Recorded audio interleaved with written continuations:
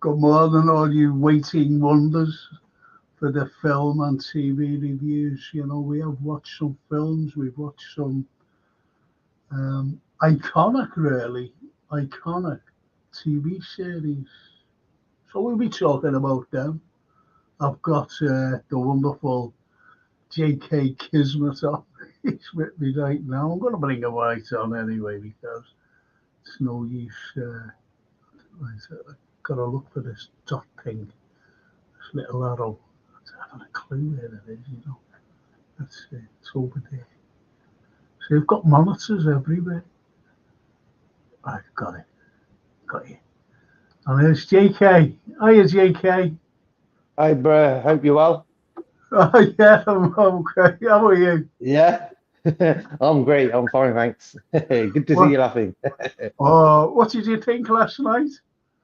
I'm just happy that I thought I was comfortable. I was just happy we were in the final. So that was the mission and we did it. So all in all, bless. I'm really happy. I'm glad you said that. We were on a mission to get to a Yeah. final. I know we'll be speaking more about it tonight's podcast, but it was a job done. Mhm. It was a job done, and that's it. The job is done.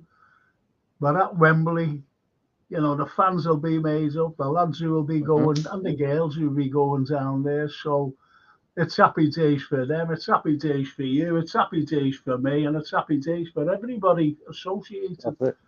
Yeah. Getting there again so early. And So early. considering, yeah, There you go. But we'll be and talking considering about. the players. Yeah. Yeah, I we'll just, be yeah. talking. I'm sorry there, JK. What was you saying? No, I was just saying, considering the youth players we had in the game, we did really Oh, well. well, there you Yeah, go. And, we've got to look at the academy and just yeah. say, well, the job is doing, the job is they're doing Yep. is fruitful. It's very Yep. fruitful for the future. You've only got to look at that Kwanzaa. You've only got to look at young Bradley, you Hmm. know, playing absolutely brilliant. But anyway, all that tonight. So what we'll be talking about today is films and TV reviews. This is what we'll be talking about, which will be good, hopefully. So anyway, have you watched anything lately? No, Yeah, I started watching this film about a guy who used to be in the army and yeah, he has to train a dog. And I've only got halfway through it, but it's a pretty sort of simple film, but pretty interesting. yes, I'll tell you the name. The name is, but it just amazes me in the film how they can get the dog to behave in such a manner that it can coincide with the actor, the set, and everything, and how it works really well. How they train the dog really well. yeah. I think the likes of those films, if you look at, shall we say, those what kind of dog are they? Labradors, blind Hmm. dogs, Yeah, that lead the blinds around. I think they're absolutely yeah. fantastic. I'm talking about the trainers, by the way, Hmm. because they lead blind people around, and Yep. people can't go without them now. These blind people, they can't go without them. So it's things like that about animals, which is fantastic, really fantastic. When you look at the animal kingdom, for example, Exactly. And so the thing with animals is they don't have internet. They don't have, one's got a Mercedes, the other one's got a Ford. It's just like, it is what it is. And I think it humans is. have been diluted with this shenanigans of extra things to have and to show people you're this and that. And I think animals keep it basic and they live all right. Well, the point is as well, we're in the animal kingdom. As you said, they don't drive around and, these supercars or, Hmm. you know, the, it's like it's like school children today, because they come home to their mothers and they say, "Mum, can I have?" Because someone else has got one. And it's competition. It's an old saying, keeping up with the Joneses. Yep. And they go into a hell of a lot of debt. And that's what it's all about. The human race, albeit we're part of it, there's a lot of envy and a lot of greed. And it's only the social issues today that's proven the greed of, and I'm talking about people high up. I'm talking about governing people who govern the likes of you and the likes of I and many other people, you know. So it's like fighting those particular things, you know, these You particular must people. remember. You must remember Keeping Up Appearances. The program. I think it was on BBC. Keeping Up. Yeah, Her and her husband are. For me, it's a classic. I reckon. The yeah, way she just behaved, amazing work, top comedy that yes, was. Yeah, and yeah, yeah, and that's the world we live in now, Frank. And I think when you look at football matches, for example, there's more cameras out on the phones than actually people watching the game, for yes. example. I'm taking selfies. Yep. You know. I remember when Nelson Mandela died and he has his funeral, and I'll never forget this. You had Barack Obama, his wife Michelle, and Clinton, and they were at the service, and he was sitting in like a sort of stand. And this is a funeral for an endearing man, a world leader. And you see them sit, and they were taking selfies of themselves and laughing. Yeah. And I thought, you can take a selfie anywhere in the world, whatever, or any occasion, but you don't take a selfie on an occasion of a funeral Yep. for a statesman. I thought it was shocking. I That's remember yeah. myself, JK, I remember myself on the anniversary of Hillsborough, there's always a Hmm. memorial. And anyway, I went down to where I live, St. John's Gardens. There's a memorial there, dedicated to the 97. And I went down, and these people there who were new, was chatting to them. And this fella who I knew him from years ago. And he came up to me and he said, "Are you Frank?" I said, "Oh, hello, John, how are you?" And shook his hand Hmm. and was just chatting to him. And he said to me, "And this is by the memorial." And he said, "Can I have a selfie with you?" I said, "No." I said, "You're not taking a selfie with me at a memorial, what we've come down for on the anniversary of Hillsborough." I said, "There's no way you're going to do that." And he said, "Why?" That attitude. I said, "Don't shut up, Okay. get away." But, that's the way it is. Mark Simon says, "The end of Dogman is so satisfying." Now, we were talking about the Animal Kingdom. I'm being honest, Mark, I haven't watched it yet. I've been Okay. so busy. I've really been busy, and I haven't had time to watch it. So, but I will watch it. I will It's watch it. top film. Top film. Oh, well, I'm going to watch it, but I can't even comment on it because I don't Yeah. even know what it's about. So when I Uh-huh. watch it, I will comment. And Okay. he says, Mark, Hyacinth Bucket was a Scouser, Frank. Hyacinth. Ah. Did you ever, did you ever see that Keeping Up with the Appearances? Yeah, And of it's like, course. Yeah. yeah, well, it's Keeping Up with the Joneses, isn't it? And her Yeah. name was Bucket, but Yeah. she Bouquet. tried Bouquet. Oh, The yeah, French. that was the one. That was the one. That's the way the husband would say bucket. Oh, Yeah, bouquet. And I was like, yo, I used to love her Hyacinth. Her name as well, Hyacinth. What a name. Hyacinth. Yes, Oh, Hyacinth.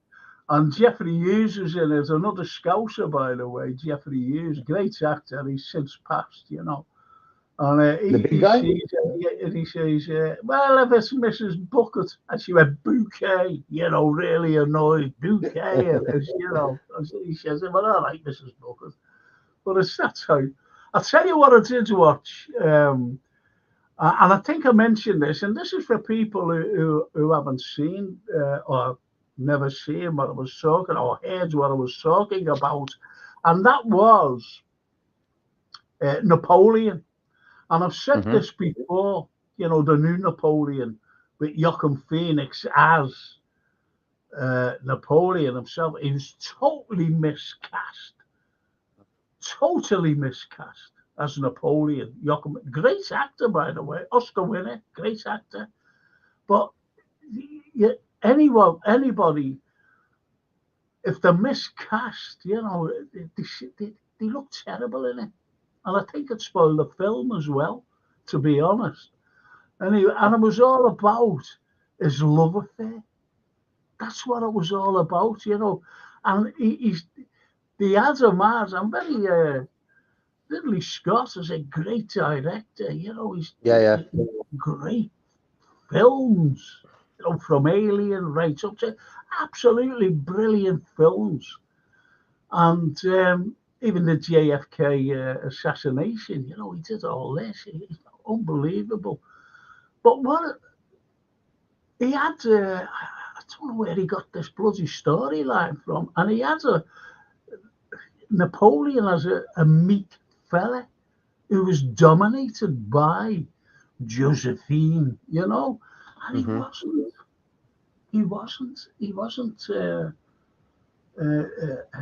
in his real life, I'm talking about, he was his own man. He was an unbelievable man. He wasn't meek or weak or anything. Mm-hmm. He had 60 battles, for God's sake. He was an unbelievable man. Anyway, so it depicted him as I don't know, a bit of I don't know. It Yeah. didn't depict him as one of the greatest military leaders on the planet. Mm. He's one of my top 5 military leaders, historically, Mm-hmm. Okay. because I've studied all these people. I've studied all these people. And I Mark, think with the go on. Yeah, I was just saying, I think with the Phoenix lad, I've never liked his face sort of in films, so I've never really watched any of his films. And Yeah. Napoleon was the first one. There's always adverts for it because it's a big film. I said, "Yo, that looks interesting." I'm not really interested in the guy's films, but for some Yeah. reason I was like, "Oh, this looks interesting." But then you saying it was more about his affairs and not really a good film, and I was like, "Oh." So, but Ridley Scott for me is him and his brother. I think his brother passed away because he Yes, was a he did. director as Tony, yeah in Tony. Tony Ridley. I think he jumped off the bridge in New York or Yeah, somewhere. he took his own life, unfortunately. Yeah. He So, took but his Ridley own. Scott's made some great films. Prometheus, Unbelievable. unbelievable. Yeah. Yes, absolutely. And Mark Simon says Breaking Bad is brilliantly acted series on Netflix with Bryan Cranston as a school teacher who thinks he is dying of cancer and starts making methamphetamine in a caravan to make quick money. Yes, seen it, absolutely spot Quality. on. Brilliant series. Yeah. Absolutely brilliant series. So you're right there, Mark. And let's just Soulboy Frank, morning Frank, morning boys. Derek Nemo from last week was brought up in Mossley Hill and went to Quarrybank High School, which I think, yes, you're right, John Lennon went there. I gave a talk there at Quarrybank about Macbeth years ago. It was years ago. I went down there and I gave this talk, at Quarrybank about Macbeth. I don't know. I forget what it was all about, why they wanted me there to talk about Macbeth. I think they were putting on a play or something. But anyway, yeah, you're right there, Soul Boy. Absolutely right. Let us know. Let JK and myself know what kind of series, Mark Simons, he says that he watched Breaking Bad, which was absolutely brilliant, by Yeah. the way. Brian, what's one of the best hang on, Des Reynolds. Mm-hmm. Morning, Frank. What are you reviewing today? I'm reviewing a couple of films that I've watched recently. Well, in the last few days, I'll be reviewing them. But what we're talking about now, I want you to ask me, just like Mark Simons, and what JK hopefully tells me as well. What's your favourite TV series? Not your films yet, but what's your favourite TV series? And I'll go to you, Okay. JK. Well, you know, I'm not just saying like pick one out. You know, Yeah. there'll be a few, but what's one of your favourites? For me, I've got two favorites. I've got Sopranos and How I Met Your Mother. Do you know what? It's Mm-hmm. amazing how many people watch The Sopranos. It really is. Yeah. Because The Sopranos, I tell you before The Sopranos, whether you ever watched it or not, you might have been too young to watch this, was Hill Street Blues. And it was Okay. raw. You know, it was about this police thing, you know, precinct Mm-hmm. in Chicago. It was raw. It was really Mm-hmm. raw. You know, the cops getting out there and seeing life as it is on the streets and in danger. And you always had the sergeant who gave the briefing every morning, you know, to the cops going out on patrol. And he always ended with, be careful out there. And that's the way it is today. You know, be careful out there. But I think roles have reversed because I think, Mm-hmm. you know, our parents or whatever, if my parents were alive and I was going out, it'll be careful out there, Dad. Son, you know, Then, and me daughter today, she actually says, Dad, you got to be careful when you go into town, you know. So my daughter, it's yeah. going full circle, you know. It's just nuts. And I think Hill Street Blues in Chicago right now is one of the most dangerous cities in the US. So with the crime programs like I've heard of Hill Street Blues. I haven't watched it, yeah. but they can make crime programs like that in the US because there's so much crime going on. They can pick a new storyline for every week. Yep. Yeah. Well, Des Reynolds says, I wish they would bring back Red Dwarf. Red Dwarf, did you ever see Oh, that? That was absolutely crazy. yeah. It was a crazy science fiction series, you know, very funny. Very, very funny. It really Okay. was, you know. But yeah, you know, you can get them now on YouTube, I think, if you Mm-hmm. search them, you know, you can get the old series back. And Rick Mail, was that Rick Mail? yeah, yeah. Rick, yeah, he was That, all right. That guy. Yeah. do you know what? With Neil and I, did you ever watch that film? It was incredible. It was an incredible. The British have made some incredible films and TV series, by the way. But getting back to the likes of the American TV series, you know, the likes of Breaking Bad, and as Mark said, hang on a minute. Mark Simon says the new Equalizer with Denzel Washington is filmed in Italy, right? Beautiful Sicilia, yes, love Sicily. Naples, he's saying Naples, you know. And Positano, I had a friend just before COVID. I went over to Italy, Mm-hmm. and I went to a place called San Agata. And there's a lady who actually lives in Positano. She said, come and see me, Frank. So I said, okay, yeah. So I went over there to see her. Positano is an incredible place. And she said, we're going for lunch. Yeah. I said, oh, are we? She said, yeah, we'll go down there. Like that it was. Yeah. Like that. Walking down. Yeah. Get to the restaurant. And you know, when you finish and you go, oh, thanks, you know, grazie Uh-huh. mille, you know, to the waiter. Can we Anyway, it took me it took me 10 minutes to get down there, you know.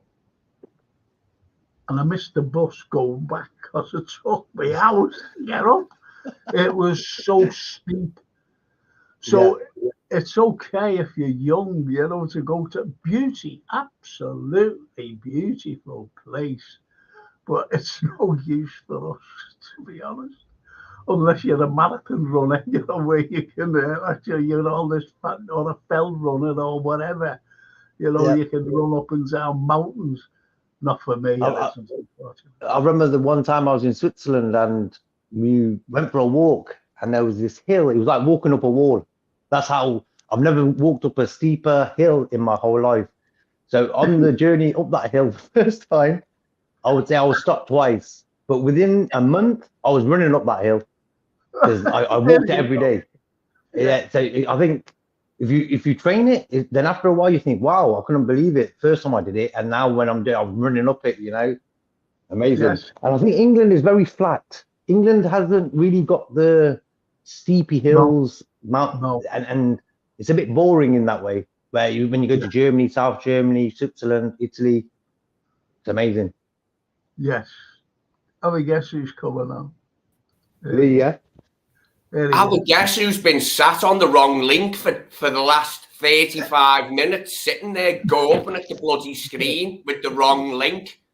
And then I got another one. There's about 3 or 4, and one says, sorry, I sent you the wrong one. I've been sat there since 10:22 like that.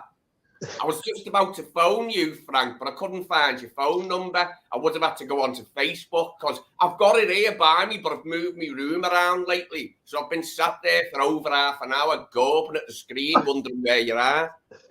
I wouldn't have answered you. Like.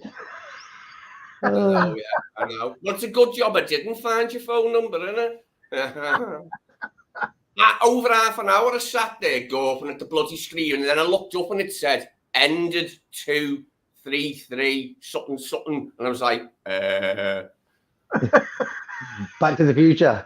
But I've missed half an hour, haven't I? I've missed half an hour. The best half an hour we've ever had. The best, unbelievable half an hour we've ever had on any show. You know, and that includes the BBC, ITV, anything, you know, like in talk shows and reviews. It was the best ever. And everyone on the chat was saying, this is unbelievable. Frank, unbelievable. JK, you're unbelievable, mate. This is what they're saying. This is, you know, how good it was. And if you believe that, you believe. What have we been talking about then? I have been gawping at the wrong link. We've been talking about the likes of Mrs. Bouquet. We've been talking about Hill Street Blues. And I asked the people, you know, even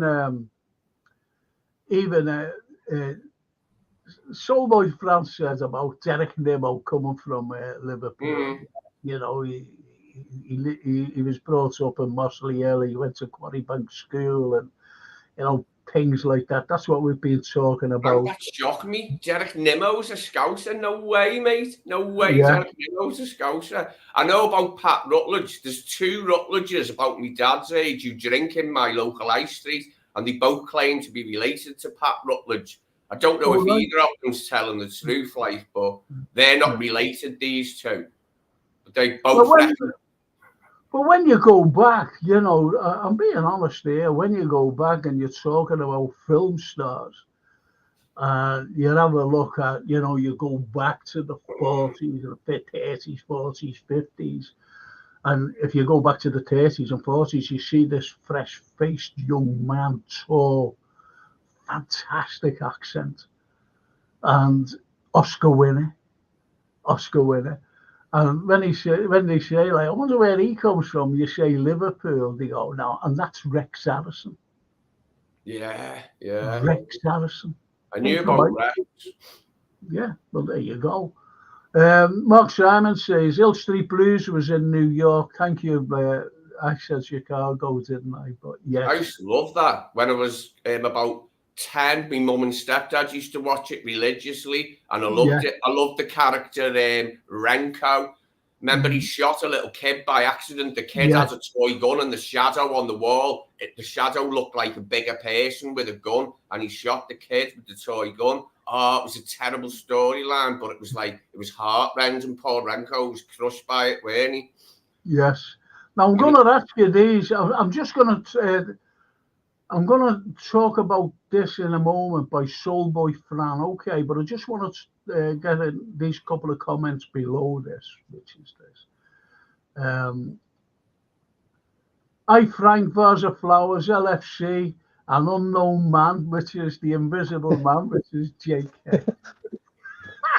How are you doing?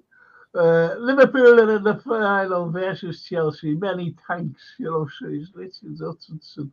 And Liverpool versus Norwich in the fourth round of the FA Cup this Sunday. Thank you, Richard.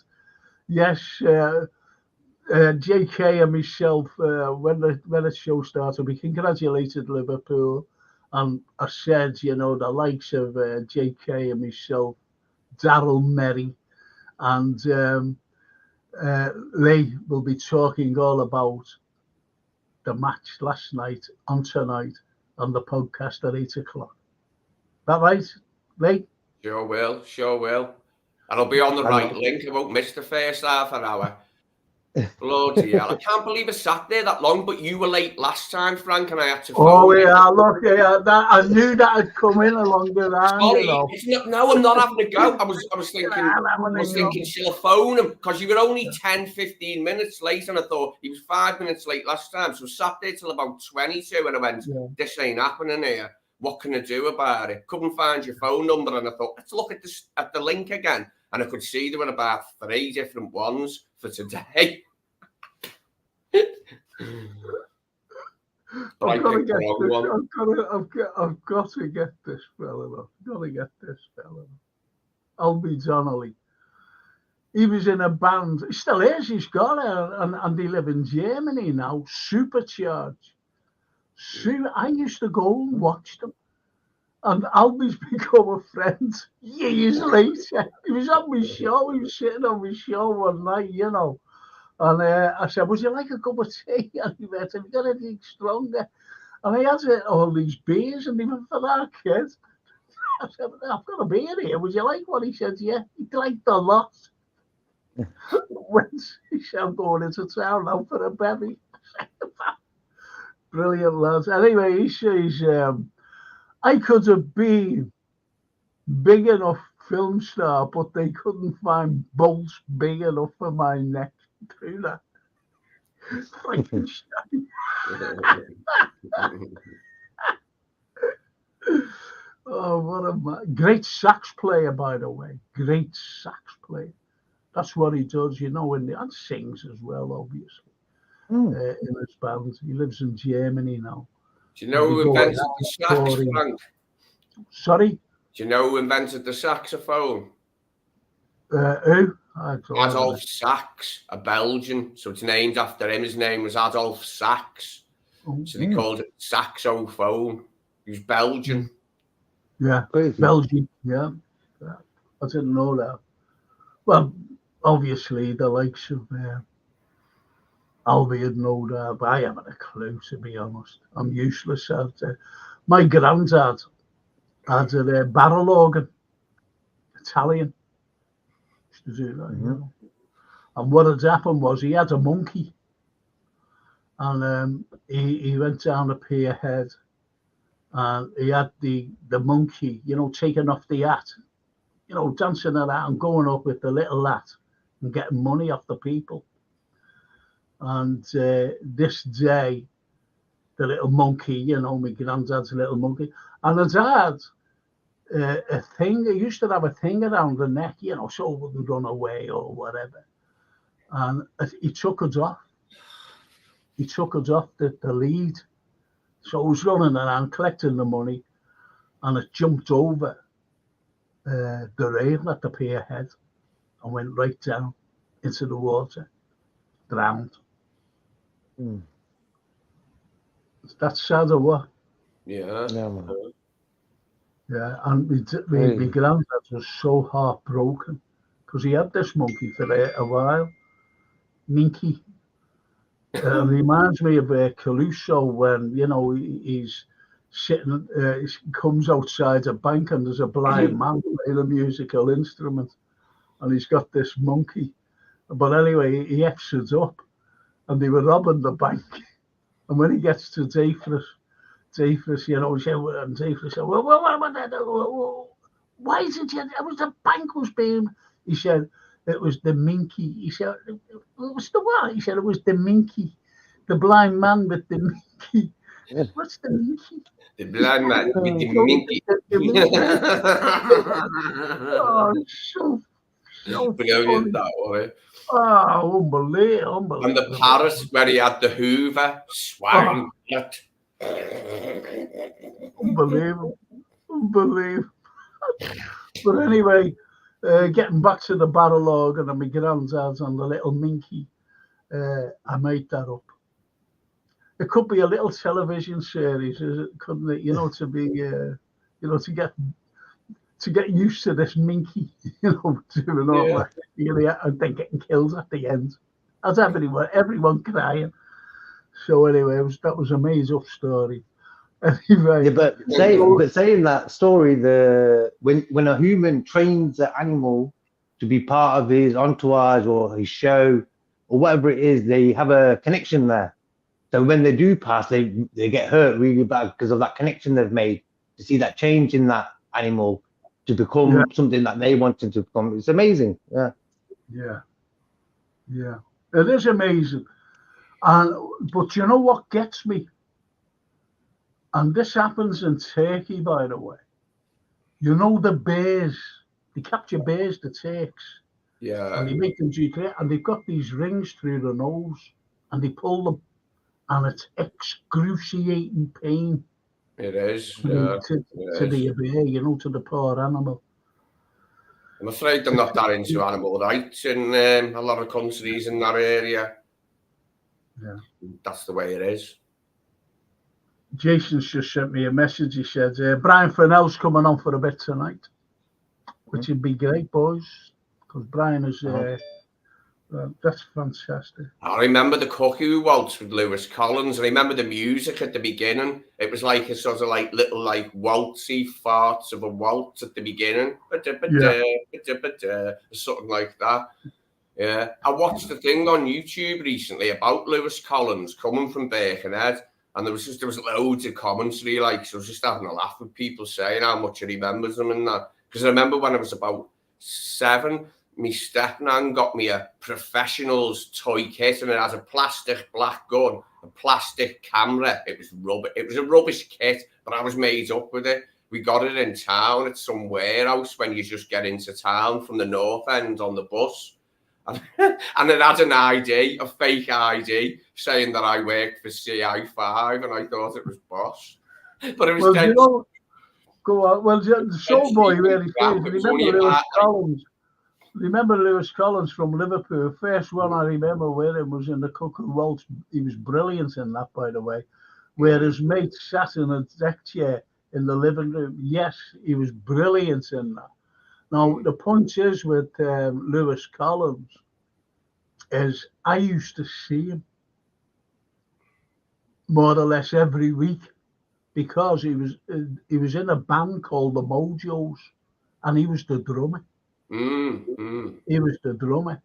And we used to see him every week because I was an Iron Door fan. I used to always go down. I was only a kid, And I used to go down there, even the all-nighters. That's where they used to, the resident band, the big band that was always on there. And it was the Searchers, so he had some fantastic bands. He had Rory Storm and the Hurricanes, the Undertakers, who I became friends with, Jeff Nugent. He passed a couple of years ago. He was coming on my show on the Monday, and unfortunately he died at that weekend. And we were waiting for him to come on. What happened? Then we found out that he passed on. But Frank, do you remember the films? Well, there was one particular, That'll Be the Day, with Ringo Starr and David Essex in it. they were working at like a Butlins or some at a holiday camp. And they're like teddy boys. It's like, I think it's like the late 50s, very early 60s, the film's set. It's got David Essex, Ringo Starr. They're all teddy boys working in like a holiday camp. Have you seen it? Yes. Brilliant, isn't it? It is. That'll be the day. That'll be the day. That's the one, That's what it was called. Ringo Starr was actually good in it. Wasn't he? Yeah, and David Essex, obviously. Absolutely brilliant. But anyway, Richard Hutchinson. Richard, it's a film and TV review. We're talking about all this tonight. If you tune in at 8 o'clock, put your comments in. Honestly, we spoke about it, didn't we, JK, at the beginning? And we said, it's tonight. It's at 8 o'clock tonight. Is the podcast for FC.Liverpool. And I've got my guests in, the likes of JK, the likes of Lee, the likes of Brian Fennell, the likes of Daryl Merry. So they'll be talking about that. Yeah, but we said what we thought. I just watched a film, Frank. I've just finished a film for this show. It was a quick one. It was like an hour and a half with adverts. So it was about an hour and 15 minutes. Do you want to hear about it? It was a good one. Yeah, go ahead. Well, this is what it's about. If you watched it, you'll like it. And I think it's on Channel 4 Catch Up. If you've got Sky, you can go on Catch Up and get it. It's called Petite Maman. Maman. M-A-M-A-N. Petite Maman. 2021. It's a mystical drama. 8-year-old Nellie meets a young girl playing in the woods behind her dead grandmother's house, and they seem to have an awful lot in common. Well, I like weird stories, and I do like nostalgia, that part of childhood before puberty, when you have all sorts of mad ideas in your head. And her mad idea is she's gone to the house where her dead nan lived, and her mum's away. She only lives with her dad. Her mum's sick. She's got a walking stick, but they're not that old, her parents. She's 8, Nellie. And her imagination, she imagines when she goes to the house where her mum grew up and where her nan died, she finds her mum's old den in the back garden, an old den her mum used to go in, and she built it up. And this little girl appears. It's her twin. It's 2 twins play her, and it's meant to be her mum when her mum was little. That's what she's imagined in her mind. Her little imaginary friend is her mum when her mum was little, and this all come out of her grandmother's death. But I like nostalgia. I like that part of childhood where you think of mad stuff. Turning 50 made me immeasurably nostalgic and think of like that part of childhood specifically before you went to high school, before you reached puberty, and like your mind changed. That's the interesting part a lot of the time. But you've got to be in the right mood for like the cloying sentimentality of nostalgia. You've got to be wanting to do it. And I was this morning because I've been like that lately about childhood, and I really enjoyed it. It was like an hour and 15 minutes at most, and it was really good. It's a nice one to ponder. It's a good little head trip, like. Oh, well, that's good because, you don't mind the likes of these particular films that are nostalgia, to be honest. But what's the most recent one? I'm going to JK here. What's the most recent one you've watched, Phil, JK? Or TV series, by the way. Or TV series. What's the most recent? I was just saying that the Chernobyl one, was it Mark who was saying about Chernobyl? Yes. I've watched that. I watched that, yeah. That was really good. Real good. I watched that one, and I watched that. Yeah. I watched Dog. The film was called Dog. The one I watched about the dog who trained. So that was pretty good as well. So Chernobyl for me is quality. I like real things that happened in real life, and they show it through screen. But I want the screen duplication to be real. I don't want it to be made up facts that they brought into it. But Chernobyl was sort of dark, and it was a bit crazy, that film. The series. Yeah. I watched it myself. Brilliant acting as well. Absolutely brilliant. I'll tell you a film to watch.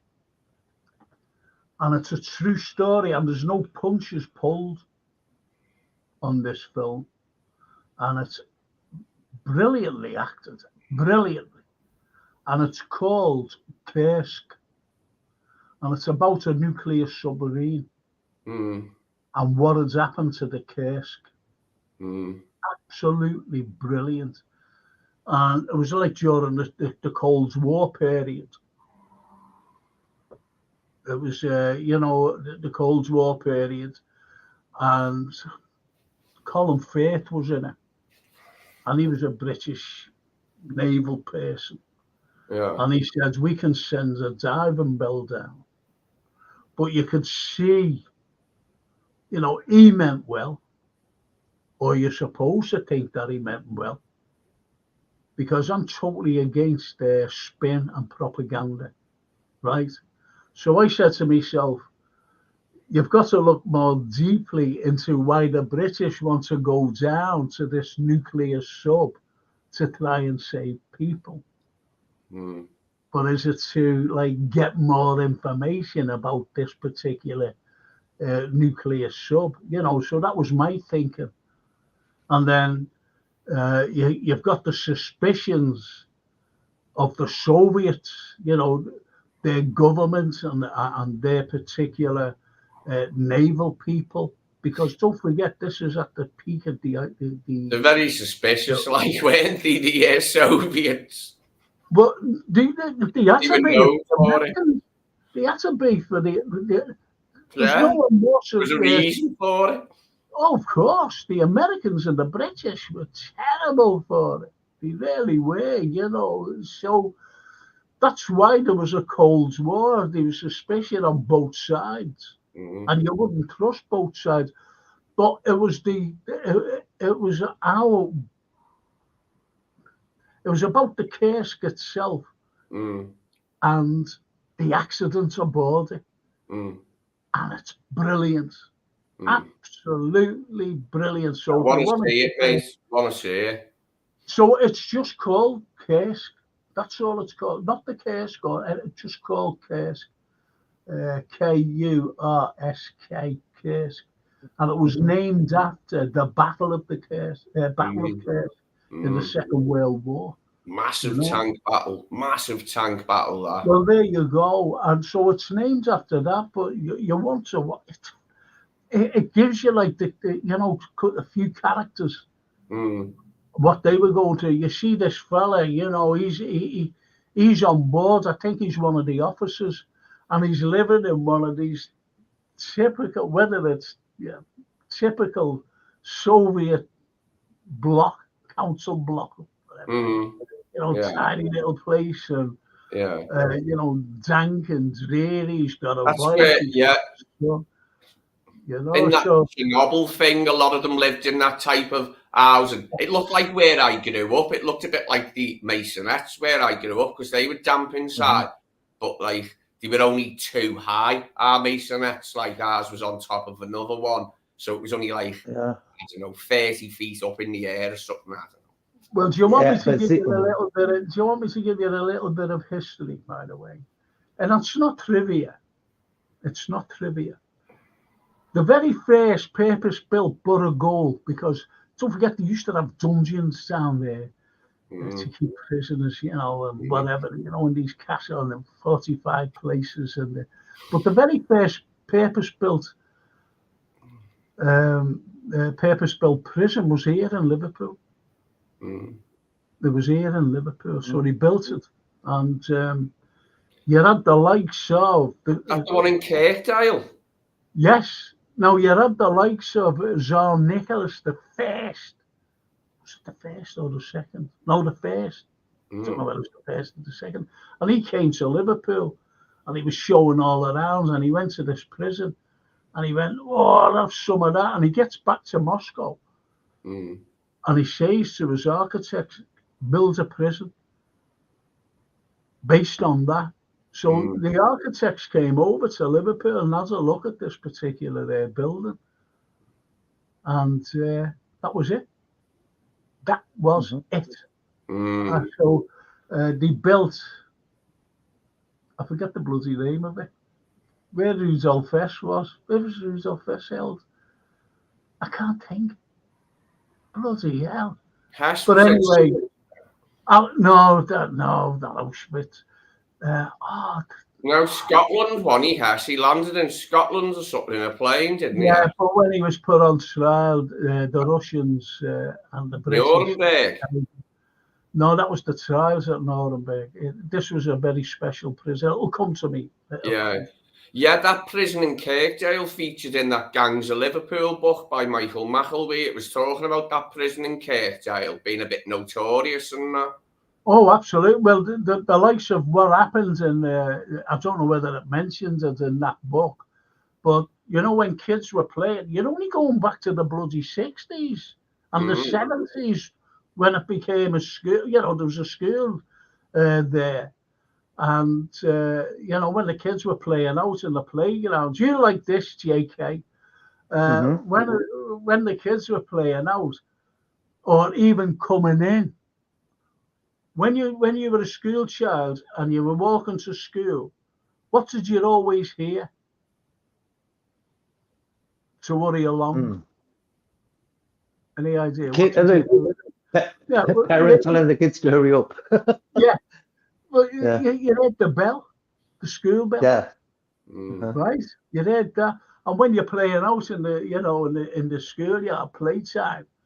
And, you know, the bell went for you to go in. Well, that particular bell in St. John's was the death knell bell for the people being executed. You know, hanged. Yeah. Did that tell you in that book, Lee? Yeah, it was talking about that. Yeah, the people would turn up to watch people being hanged and that. Yeah, but did they say that it was? Did they say that bell went to the school, St. John's School? No, it never mentioned that, Frank. No. There you go. There you go. Yeah, it just shows you, doesn't it? You know. Yeah. Fancy being a kid. I always thought. Go on, JK. I was just saying, like, we were talking about the nuclear films and stuff. This in Chernobyl at the start, when we seen the blocks of flats, it sort of set the tone of the film. You were like, oh, I wouldn't want to really live there with all them people.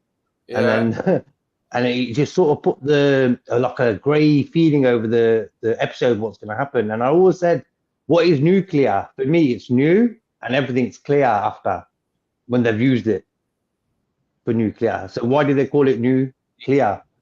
I always said, because after everything's going to be new, there's going to be clear, there's going to be no one left. Job done. Yeah. There's a question. I'll go straight still with you, JK. Then I'm going to Lee. And it's what Richard Hutchinson says. What do you think about movies nowadays, good or bad? Depends where you look. No, JK. I would say I agree with Richard there, because what it was with the old days, there was less effects, less noise, and this new modern world that we're living in is so violence orientated that the films are just like noise. If you understand what I'm saying, it's not like you can contemplate something in a film nowadays. It's always so fast and furious. They made 15 of them. They made 15 Fast and Furiouses.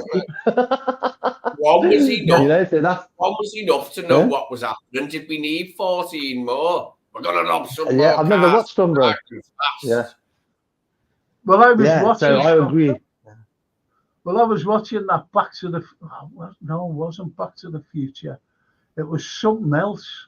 I was watching. I was with that Luke Wilson, you know, and it was a comedy really, because he was experimented as a, you know, cryogenics. And he said, we could put you to sleep for 10 years. And he went, all right, yeah. But anyway, it went 500 years ahead. Right. Him and this girl who was a prisoner, she was out of jail, and he put her in as well.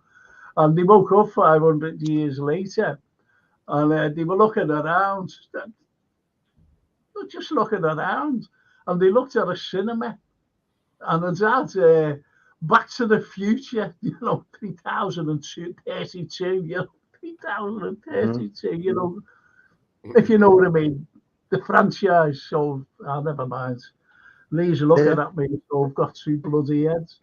Well, anyway, I'm laughing at what you're saying. No, Soulboy Francis. Remember Drew Schofield in Scully? Never really done any films, mainly theatre. I'm a friend of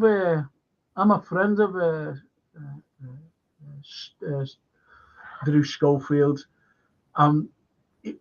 Why he didn't do films? He does them here when up here in Liverpool. But why he didn't do films, and it's mainly theatre, as you quite rightly said, Soulboy, is he wouldn't go and live in London. He would not go and live in London. And that's where, if you lived in London, he's the finest actor Liverpool have produced, Drew Schofield. And I went to Stephen Graham's birthday party, and we'd just been to see Drew in a little play. And anyway, we came out, Drew, we saw her. Now, as we were walking there to see Drew, Stephen said to me, Drew Schofield is the finest actor to come out of Liverpool. And when you look at actors, go past and present, we mentioned Rex Harrison, an Oscar winner. We mentioned, we never mentioned her, but Glenda Jackson, 3 times an Oscar winner. And yet he's saying that absolutely brilliant actor, Drew Schofield. So yeah, that's why. And and as Mark says there, as Stephen Graham, the greatest British actor living today. No, I wouldn't say. Who would you say, JK? Who would you say is the best living actor today? Today? Yeah, the best British actor. I've got British. No. Yeah. British actor. For me, the modern day British actors are too cringe for me. They're very cringy type of. I know what they're going to say. I think you said it a few weeks ago, Frank, about a show. You knew what Jason Statham, that type of guy. You know what he's going to do and say next. And I think British actors have become that. And I agree with you on that when you said that day. And I think it's the same. So that's why I can't really say which British actors are good nowadays. Can't really say. There is room for nuance in action films, but you rarely get it, especially these days. It's just, do you know what I mean? There's not a lot of nuance to them, like, is there? Not that there ever was, but there isn't any at all these days with action films, is there? I mean, the stories are diabolical. The Jason Statham ones are laughable, but I watch them to see good people in, because I'm into that bit where he does them in, especially if they're really bad people, like. No, I don't like Jason. I won't watch anything with him in.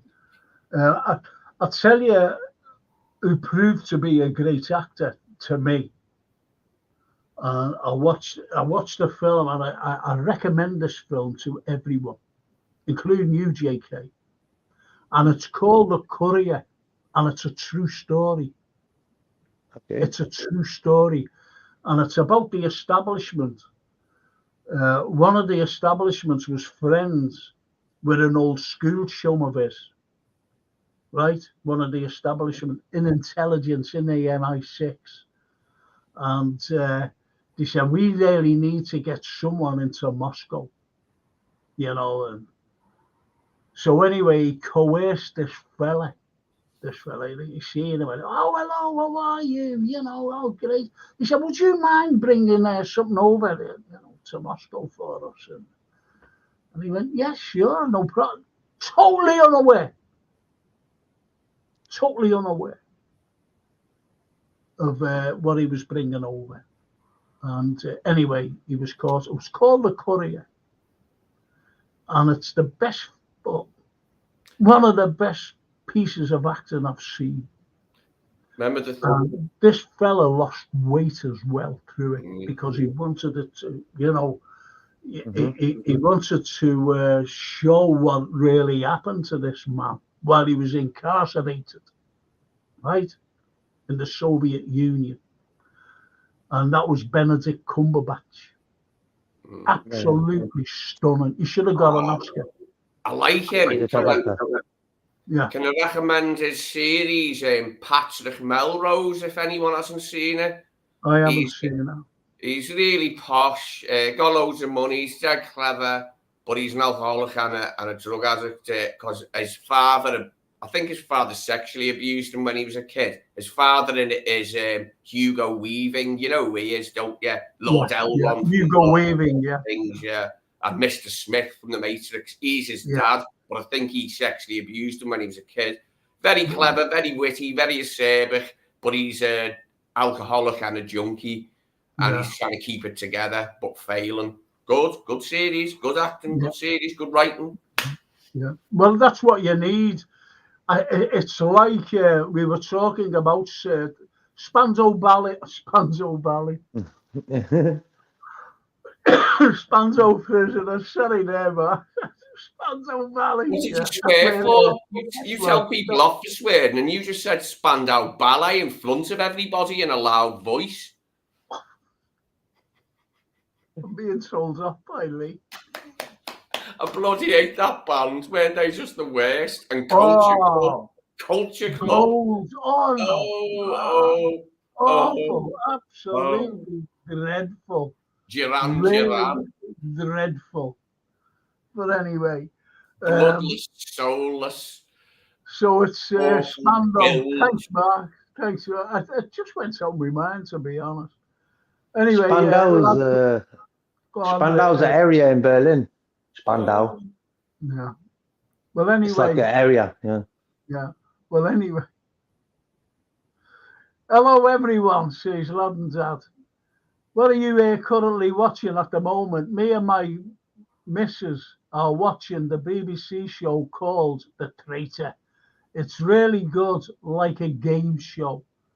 I haven't watched it because I don't watch BBC. Will not watch it because of all the. Anyway, I've got my own. Not agenda, but I've got my own issues with the BBC. I don't watch it a lot anymore, but I will take a look. I'm going to download the first episode because I looked at the picture and I read it and I thought, but I'll go back because Lad and Dad said, and I'll watch the first whatever and see if I can drop anchor. I'd love to meet Stephen Graham. What an underrated actor. Schofield is another top actor. Him and Paul Duckworth in Reds and Blues is amazing on the DVD. And I could have been in that. Oh, so funny Dave Kirby wrote it. He said, "Do you want to come in?" I went, "No, you're all right." But it's absolutely brilliant. Anyway, that's from Lads and Dads. Now, where's another lad? Clive Owen. And Clive Owen's a big red as well, by the way. And he says another big red is brilliant as well. And the film called Shoot 'em Up is a brilliant action film. And yes, Clive Owen's a fantastic actor. Fantastic. And he gets to Anfield, now and again. He gets up there to Anfield. Just Clive, big red. But all these fellas now, JK and Lee, they'll be getting all the tickets, while the rest of us, the scores, don't you? I like Clive Owen an awful lot, but I didn't know he was a red. Yeah. Didn't you know? Born in Coventry, I think. Yeah. These big reds is. Toby Jones is a top actor as all time. Was brilliant in As My Name Says, The Detectorist with Mackenzie Crook. Yes, seen it. Fantastic series. And Mackenzie Crook is brilliant as well. Absolutely brilliant. There's a film, I don't know what it's called, but you get it on, on that channel 41 Legends or whatever. It comes on now and again. Yeah, I watched that. Right, I'm glad you watch it because you might know the title of this. And Mackenzie Crook and Johnny Vegas, they're in it. They're in this thing, and it's about one of the lads, you know, university students. They've all grown up, got married to each other, and whatever. And one of the lads died. You don't see the lad because they congregate in this cabin up in the lake somewhere, and to scatter his ashes, this, you know, their friends on the waters, you know, the lakes, whether it's Grasmere or Windermere, I don't know, one of them. And anyway, they're absolutely brilliant. It's funny, it's tragic. When you can imagine it with Mackenzie Crook and Johnny Vegas, you know, and a couple of girls whose name escapes me, unfortunately. That But sounds it's good. broad mixed, yeah. I forget the name of it. Unfortunately, lads. Soulboy says best actors living: Idris Elba and the dead John Hurt. You've got to go along with Tom Wilkinson, who was a brilliant actor. You've got to go along with Bill Nye. Tom Wilkinson recently died. Alan Rickman was one of the greatest actors of all time. He was unbelievable. Was Alan Rickman. Great actor. Unbelievable actor. A lot of British actors have that stage background that American actors sometimes don't have. And when I say stage background, I mean Shakespeare and that, like, and some American actors don't have that and lack the range and the depth because of it, I feel. So somebody like Laurence Olivier or Jeremy Irons, they're going to act the pants off some American, like, who probably hasn't done much stage work. So, you know, therein lies the difference. Therein lies the difference. What, JK? Do you know when you're looking at actors and whatever, who's got the most profound voice? Do you reckon? Past and present. I would say for me personally, Joe Pesci. Yeah, Joe Pesci. Okay. Yeah. Well, that's a typical. As soon as you speak, you know it's in. Yeah. Did you know that Joe Pesci was actually in? He was a member of the mob. He could be an ex-member, but he was definitely in the mob.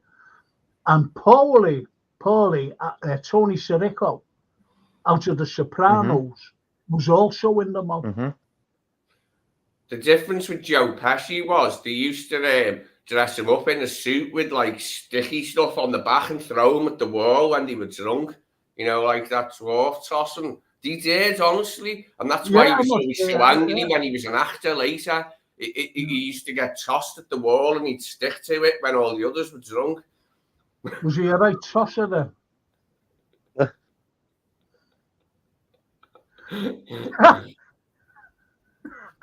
Do you want to voice Richard Burton, mate? Richard Burton. Do you want an example? Go on YouTube, have a few beers, and get Under Milk Wood with Richard Burton in full cast. You know, it's great. It sounds brilliant. The Reverend Eli Jenkins scurried down the streets. Listen to that, mate. Under Milk Wood, brilliant. Yes, absolutely. With the likes of Burton, you know, he had that voice, didn't he? And who was it who asked him? Anyway, War of the Whales with what's his name? It's the musical. Yeah, Liam Neeson now, isn't it? He used to be Burton did the record. Yeah, but have you read the one with Burton in it? Yeah. Totally outshines Neeson. Yeah. Outshines him. Yeah. So he's So Burton. Now the most distinctive voice, right? There's one that you go, right? Is Morgan Freeman. Morgan Freeman, JK. Mm. Yeah, I like Morgan. Yeah, very good. So you know, I'm not a big fan of his. I don't know. Yeah. No, I'm not. But he's got that voice. Uh-huh. Mm. Yeah, he's got a He's got top voice. Top voice, yeah. Yeah. And I'll tell you who has a great voice. And I recommend this film. It's an old film. You'll be able to you will be able to stream it somewhere along the line. It's called The Killers. And it's with Lee Marvin. And he's a hitman. And he's got a sidekick. And they just go, they've been given contracts and they go looking for these people. And John Cassavetes is in it as well. Absolutely frightening. It's the best performance I've seen, Lee Marvin give. Lee Marvin was a great actor. Angie Dickinson was in it also. And it's just called The Killers. Absolutely an amazing film. But when you see Marvin, you see him. He's in this hotel, and he's going for this fella. And you see him walking along this corridor. And on your shoes, you had steel things on your front, on your sole of the shoe, and the steel thing on your heel. I used to have them when I was a teenager. Put them on to save your heels and to save your soul, from being born out and whatever. And you just see him and hear him walking down this corridor. Menacing, intimidating, frightening, walking down this corridor. That's what you see. It's absolutely brilliant. As I said, it's frightening and intimidating. If you were there in that room and you were listening to him coming down, you know that you were there a goner. But anyway, have you watched Al's Lads, Says Lads and Dads? No, I've never watched it. I know what you mean, because they were a couple of Scousers who went over to Chicago to look after Al Capone. I know a lad now today, a Scouser, who looks after Mickey Rourke. Oh, yeah. And Mickey Rourke was supposed to come over here, and he was coming on my show. That's Jason. He was coming on my show, Mickey Rourke, and COVID it. Because he was appearing here. He was doing what you call them, a meet and greet, well, not a meet and greet, where you go and see someone in conversation. Yeah. With him, Mickey Rourke. And he agreed to come on the show. And he said, yeah, it would be a pleasure. But COVID it. Never heard of him since. Oh, isn't that a shame? One of my favourite films is Angel Heart with Mickey Rourke, the Alan Parker film. With Robert De Niro as Lewis Cypher. Even your name's a time store joke, buddy. That's brilliant. Oh man, that's such a film, such a scary but brilliant film. Brilliant. And there was a girl named Lisa Bonet in it. Bonet, yeah. And now she was in, that Bill Cosby. He got done for sexual behaviour, didn't he? He was a dirty old man. And he went mad because she was in that. Did he? Yeah. No, I went. Yeah, did he, Cosby? He never touched her, did he? Well, that's it, and has that me thinking, whoa, he's gone mad because she was in that, because she was like naked, wasn't she? Yeah. Very sexual scenes, them, like, sexual. Right before the end. Yeah, absolutely. So, but it was a great film. And he went mad, because she was in that. What are you in that for, And then when all that came about years later, you go, whoa. I just wonder, I just wonder about why he thought it was. Anyway. The Serpent and the Rainbow. I think it's Bill Pullman Bill Pullman. Bill Pullman, great actor, Bill Pullman. It's set And in Haiti. Kathy Tyson. Yeah, set in Haiti. Yeah, very good film. Kathy. Very good film. I know Kathy. Mm. She asked me to do this poem. She was doing something at St. George's Hall, and she heard me. I was giving a lecture or something, and she was listening to me. I didn't know. And I was about the First World War, and I gave this poem out, and gave a couple out. And she said, that poem, she said, you know, she met me afterwards. She said, that poem, what's it? And I said, I don't know. I said, there are 4 poems. And she said, it was about gas. And I said, oh, I said, yeah, Dulce et Decorum Est. And she said, that's good. Would you do that for me? I said, do when? Now? And she said, no, you know, anyway, I did it for her at some later date. For her. Wanted me to do. Kathy Tyson, lovely girl. And she was married to the lad out of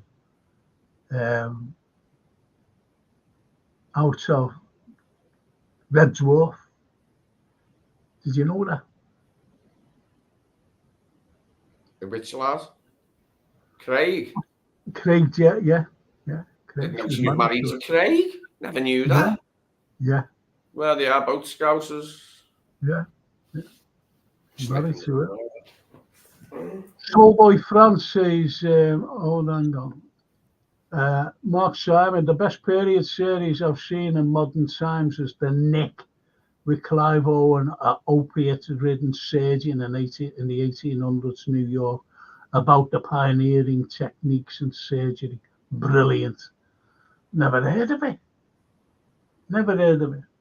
And obviously, The Nick, it'll be the nick of the skin, wouldn't it, to be honest. Have you ever heard of that? The Nick? JK? No, never heard of that. I like set in the old days type of films and series as well, you know, like Made in New York, Donnie Brasco, and even older, you know, like I'm talking centuries ago. And I think with Napoleon, I think the setting and the graphics and everything uses hammer, but the storyline has to be right with them type of shows if you're going to do something big like that. Yeah, of course. I'd like to do one around my favorite time, and it's only because of style and architecture. I'd love to do something, but it'll be like about tops in the 1920s, because what you had a hell of a lot of style. Excuse me there, lads. Hiya, Bam. It's all right. Are you coming down? What time? Okay, no, that's no problem. Are you coming on the podcast tonight? Brian Fennell's coming on. JK Lee, are you coming on? Oh, what do you mean you don't know? You promised the game. And these are listening to you now, by the way. You've got a gig tonight. Okay. But Francine, don't let me down about, because these are listening in and these are on tonight because I'm doing me filming. No. Oh, okay, Francine. All right.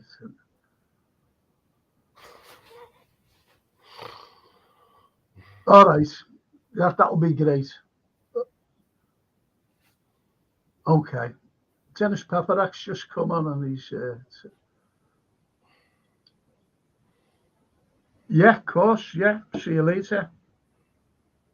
I'm going to watch that, Mark, The Nick, an opiate-ridden surgeon. I watched one with Daniel Radcliffe and John Hamm, A Young Doctor's Notebook set in revolutionary Russia, and the he played the same doctor at different ages, and he's a morphine addict. He's a nice man, but he's a morphine addict.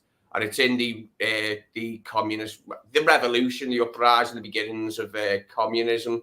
It's very good, yeah. And he's obviously he's like half the time, and that I think he kills someone by accident. He doesn't mean to, and he's had all the morphine, and some soldier comes in like with half his leg hanging off, and he's had all the morphine. So there was some bad bits in it, like. But Daniel Radcliffe and John Hamm play him at different ages. It's good. Well, funny enough, Dennis Paparak, all the way from, he's listening in from Tampa. And Big Red, massive red he is. And he says, watching an accidental studio, the 2019 documentary about George Harrison's handmade films, with appearances by the Pythons, Rob Hoskins, The Long Good Friday, Richard E. Grant, Love with Neil and I, etc. Yes, watched it, seen it. I've actually seen that. Don't know whether you fellas have. And he goes on, you haven't listened to us, Dennis. Car chasers and superheroes, all Hollywood seems to offer. Jason Statham came a long way from his Guy Ritchie beginnings, but has become a cartoon caricature of himself, being so action hero typecast. Yes, we've mentioned that. I've never liked Jason Statham, unfortunately. For Jason Statham, I don't think he bothers about me whether I like him or not. And hang on, the best period series I've seen. Oh, The Nick, yeah, I'm sorry there. And Soul Boy Fran, did you see Toby Jones in Marvelous, where he plays Stoke City Kitman? Brilliant performance, funny as well. I seen Toby Jones. No, I didn't. Have you seen him play Truman Capote? Brilliant. Mm. But I liked, I'll tell you who I liked playing, was Philip Seymour Hoffman.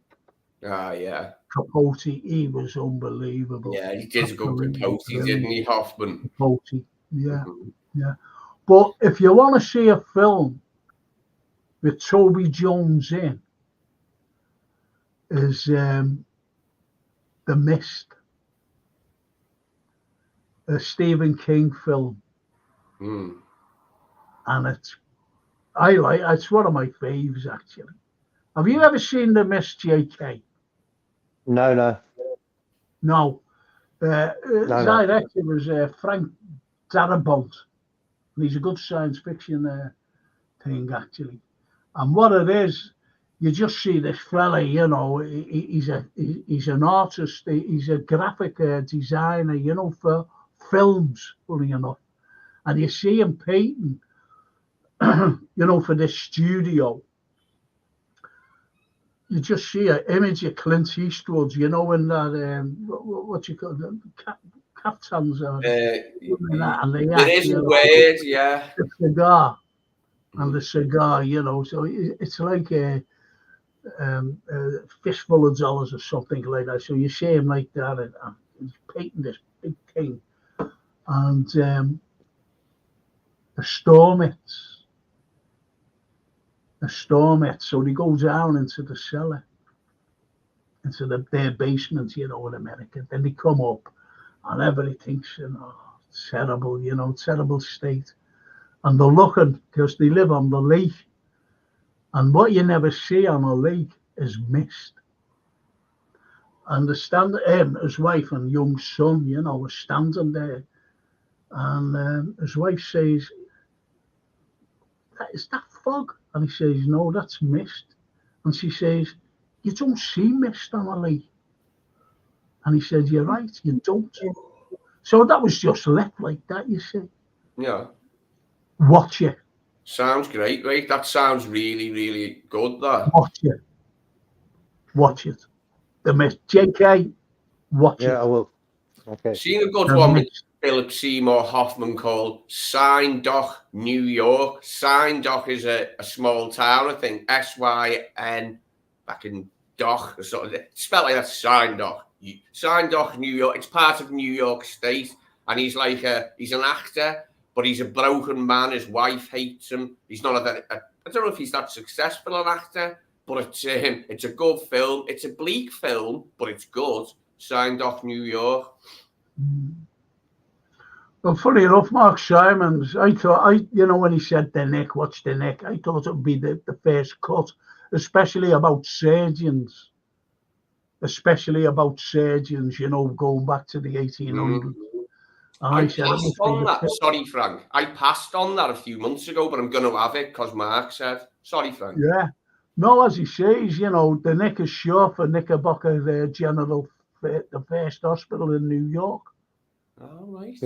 But we had one before them here in Liverpool on the site of St. George's Hall. The first Royal, not the first Royal, the first, And it was 1771. And a prison. The first infirmary. Unbelievable. Sorry, New York.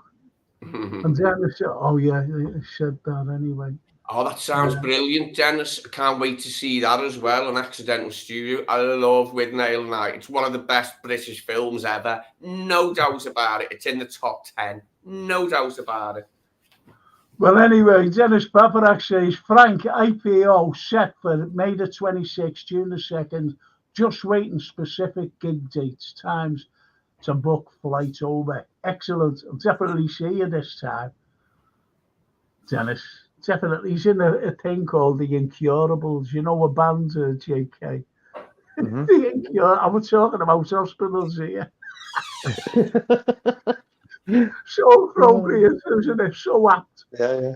And good timing. Mark says the poncho, what I was talking about, where he's painting this, Clint Eastwood, And he said, it's called a poncho, isn't it? That you just throw over yourself. That's brilliant, that. See, he doesn't come on anymore, does he? On the football show, LFC Aaron. Hello there, bro. He's great, isn't he? LFC Aaron. I like the knowledge that a lot of people in the chat, they say about the hospital. You just said about the Nicker. You learn certain facts from the Liverpool fans. I realised that over the time I've watched shows and stuff like that. The Liverpool fans are the only ones who will tell you something you didn't know. Yeah, like Adolf Sachs inventing the sax. Did you know that one? Yeah, I didn't know that one. There you go. That's what we're saying. Oh, you naughty boy. You knew that one. And about the bell, what Frank said about the bell, they use the same bell in the school now. So stuff like that is very good to learn. Very good. Look, have you seen the... Go on. Have you seen the film called No Sudden Move? No to the Moon. Yeah, no Sudden Move. If you like slow films, no. What's that? I think you guys might like that. It's like a crime sort of film, but it's slow. But I liked it. It's good. Yeah. No, I like unusual films, Frank, then this one, I think it's the Un Film di Saline Sciamaca. That's Italian, isn't it? Sciamaca. SCIAMMA. Is that Italian? Sciamaca. Sciamaca. Before I forget. How do you say that? Sciama.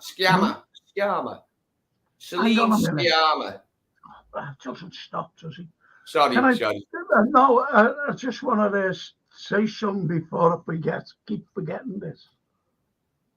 I keep forgetting this all the time, especially on the podcast. The LFC Liverpool. Okay. Right, can you see that? Yeah. Right. If anyone likes Kevin Keegan, I'll give them this. And it's his autograph. Proper autograph, by the way. If anyone likes Keegan, they collect autographs. I'll give them a thing. I've had that for years. If anyone wants it, I'll give them it. if they like Keegan and they collect memorabilia, I'll give them that. I like Keegan. Do you I like want it? Keegan. Yeah, because you know why I like Keegan is when it was the title race between them and United, and the way he came on screen, he's like, that speech there, I was like, yeah, man, I like this guy. We should do a quiz or something, bro, and we can give that as a prize or something like that. Yeah, could do. I could do. Could do. Yeah. Give it to LFC Aaron because he says, I'm busy, Frank. I try to catch you when I can. You're lying. You're always on other podcasts calling me for everything, like Lee and JK and everyone else that comes on our podcast. Have you heard that bunch over there? I'm only joking. Sorry, I was babbling then about the director of that film, Petite Maman, the French film, is Celine Sciamma. Sciamma. How do you say that, Frank? You're Italian. Hang on. Sciamma. Hang on, Jesus. You just went lights out. I said, it's like I had to get my Wi-Fi password today. And it's the littlest password, printed ever in the world. It must have been printed for ants with big eyes because I couldn't see this stupid thing. So do you know what I had to do? I had to take a photograph of it. And you know the way you can blow it up? That's how to get me password. Absolutely ridiculous. Nuts. Anyway, I don't know why I'm going on about my password, but right. So start again. Spell it now. Go on. Sciamma.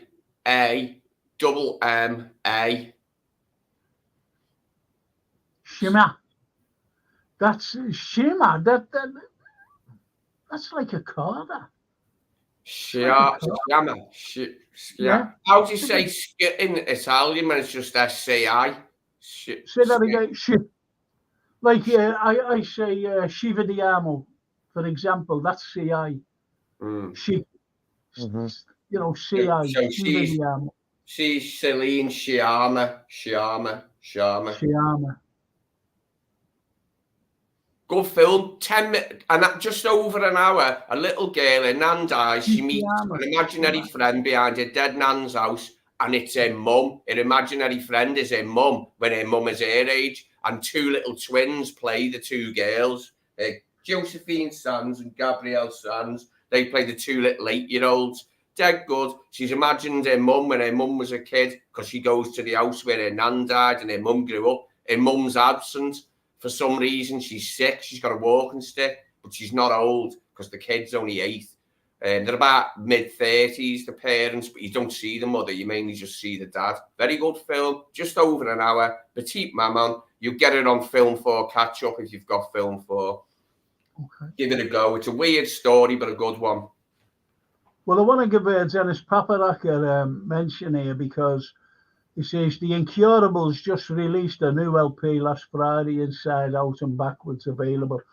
You'll have to come on the history show, for 10, 15 minutes or whatever, Dennis, and talk about the album and your gig coming up, your up and coming gig at Liverpool. So you'll have to talk about that. So let me know if you can come on the show and we'll discuss it. That'll be good. That'll be very good. And hang on. Was aboard the USS Saipan, 1986-90. Command amphibious ship for the Grenada operation used as a backdrop for the Clint Eastwood film Heartbreak Ridge. And LFC Aaron, you want to watch a weird film? Check it out. A Greek film called Dogtooth. I've seen that. I haven't seen it, but I've seen. I might have a go at that actually. But I want to watch. What's that film I want to watch? Dog what? Before the JK. Dog Man. Dogman. Dogman. Okay. Yeah, Dogman and Dog. The other one's called Dog. The one that Tatum guy. Yeah, Dog. Love Kevin Keegan, says Dennis Papera. Keegan is the greatest that Shankly ever bought. I'll give it to Dennis when he comes over. The picture might as well comes over here. Just depends. So, Dennis, if you're still watching, that's yours. Sorted.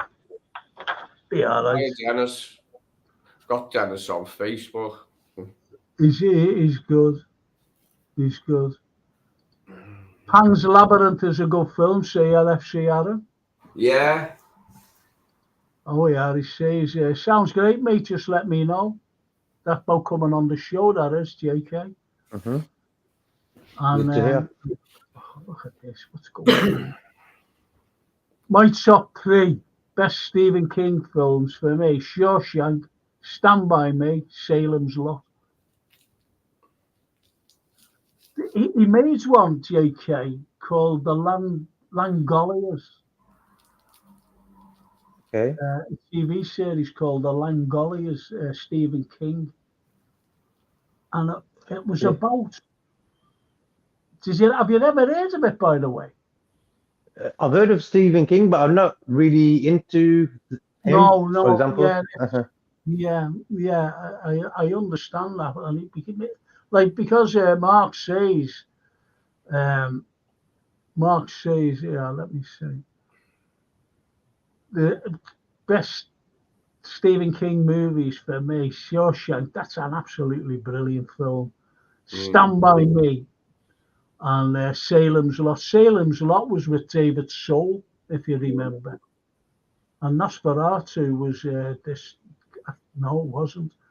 I was going to say Klaus Kinski, but he wasn't in the David Soul series. But it was brilliant. Klaus Kinski was brilliant. The fellow's name was Bruno something, I think, who played the bald vampire in Salem's Lot. I rewatched it only about 4 months ago on telly because I found it on Sky Sci-Fi. That scared the bejesus out of me when I was a kid. And when I used to walk home over the tip in the dark where there was no street lamps, I used to think of that bald vampire. And it was only when I got to the canal and crossed over the water that I felt safe. But it's not running water, the canal, but it still made me feel safe because vampires aren't meant to cross running water. I was only 11 or 12, by the way. And it was in pitch black when I walked home across the tip. No street lamps, no lights, just pitch black. That vampire used to pop into my mind. Yeah, that's good. The Running Man is cheesy, but I like it, says LFC Aaron. That's with... Top film. Is that Arnie? Schwarzenegger. Yeah, that's Arnie, yeah. Big Arnie. And that was good, actually. I like that. Yeah, I love that. The Running Man. And I didn't Arnie, yeah. Arnie was a bad actor, but he made good films. Oh, yeah. Do you know what? That's the juxtaposition, isn't it, really? Yeah. Bad actor, but good films. Yeah. And Total Recall. Do you remember Total Recall? Total Recall was brilliant as well. Sharon Stone, Michael Ironside. Yeah. That is a mad film. And there was a scene in there where there's about 150 people in little squares, faces, like they're all on live shows. And that's the future now. Like when you go on TikTok, for example, there's like 10 people just chatting over each other and blah, blah, blah, this noise, And it's like Total Recall's an old film. So they predicted that and it came through. Mad. Sorry, but I'm thinking of Commando with Arnie. The baddie in Commando was one of the most unconvincing baddies ever. He was like quite fat, tall, but like he had a beer gut and he was wearing like a black t-shirt with a chainmail vest over it. He looked like Freddie Mercury, mate. He had this big bushy muzzy and short black hair with this chainmail vest over his black t-shirt going, "I'll kill you, mate," I think Arnie was called it. And Arnie throws a bit of pipe at him and it goes right through him and he goes, cool off, Matrix. I was just like, oh, mate, it's so funny. But it was the Freddie Mercury baddie that made me laugh. I was like, he's meant to be scared of him. I'd batter him. Mate, I'd do him in that.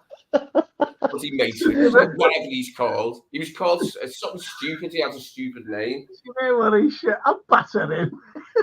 Oh, was it? There was a film with Big Arnie in, and I thought it was very good, actually, and it was called Predator. Yeah. Where you have to go down to South American country, and you have to go into the jungle to rescue someone. But what he finds is a predator from space, one of these space things. That's a little film. Really good. Really good. Michael Caine made a living playing the same character. Yes, he played Michael Caine. A lot of people didn't know that. Did it very successfully? No, I never connected to him, Michael Caine. Another actor I don't. Yeah. No, I didn't. The only film I liked him in two films. One was when he first started, and that was Zulu, cracking film. True story about 11 VC winners. And the other one was Get Carter. Oh, yeah. He was good in that. But the others, that Alfie and all that, sods off, Michael. Unbelievable. Get Carter, along with Widnail and I, and a few others like Rosencrantz and Guildenstern are dead, are definitely in my top 25 British movies of all time. Get Carter, Widnail and I definitely. Rosencrantz and Guildenstern are dead. There's loads more, but they're three definite ones. You know where Rosencrantz and Guildenstern came from, the characters? Yeah, from Hamlet, isn't it? Yeah, very good. Well, my mate in St. Michael's, Steve O'Toole, was David Soul's solicitor in the UK. Oh. I can't get over this. Stephen King wrote The Running Man in 10 days. I know. That's incredible. No wonder it was good. He wrote it. And Dennis Paparak says Steve's dad's Terry O'Toole played keys for the Mojos. We mentioned them, the Mojos, before. Dennis, I mentioned them at the start of the pod. And Mark Simon says, Wrath of God is a great historical film starring Klaus Kinski as the head of, down South America, Great film. Yeah. Werner Herzog is an unusual man, unusual filmmaker, brilliant filmmaker. I was just going to say. You're telling me about. I was just going to say, JK, the likes of. I was going to ask you who your best film directors were, and one of mine. He's unusual, but I like him. And he directed The Mist, this fella, and The Happening. I like these type of films. And Mark Wahlberg's in the Happening, to be honest. But anyway, that's by the by. Talking of Werner Herzog, have you seen Paris, Texas by Wim Wenders, the German filmmaker, with Harry Dean Stanton? Yeah. Paris, Texas. What a film, with Natasha Kinski as his wife that he's separated from. He married her when she was dead young, and he's an old man, isn't he? And he was an alcoholic. And did you see the way he's dressed in it as well? It's brilliant, isn't it? What a film. Wim Wenders, Rainer Fassbinder, and Werner Herzog, brilliant German filmmakers, brilliant. Well, I was going to mention, before you interrupted again. Sorry. I get used to it. It's always JK. We get used to it. Anyway, M. Night Shyamalan, his name is, the director. M. Night Shyamalan. He writes them. He did, what what's it called? With McAvoy in it, Bruce Willis in it, Samuel L. Jackson. You know, he does all these like certain films that draw attention. You draw attention to them, and they're really good.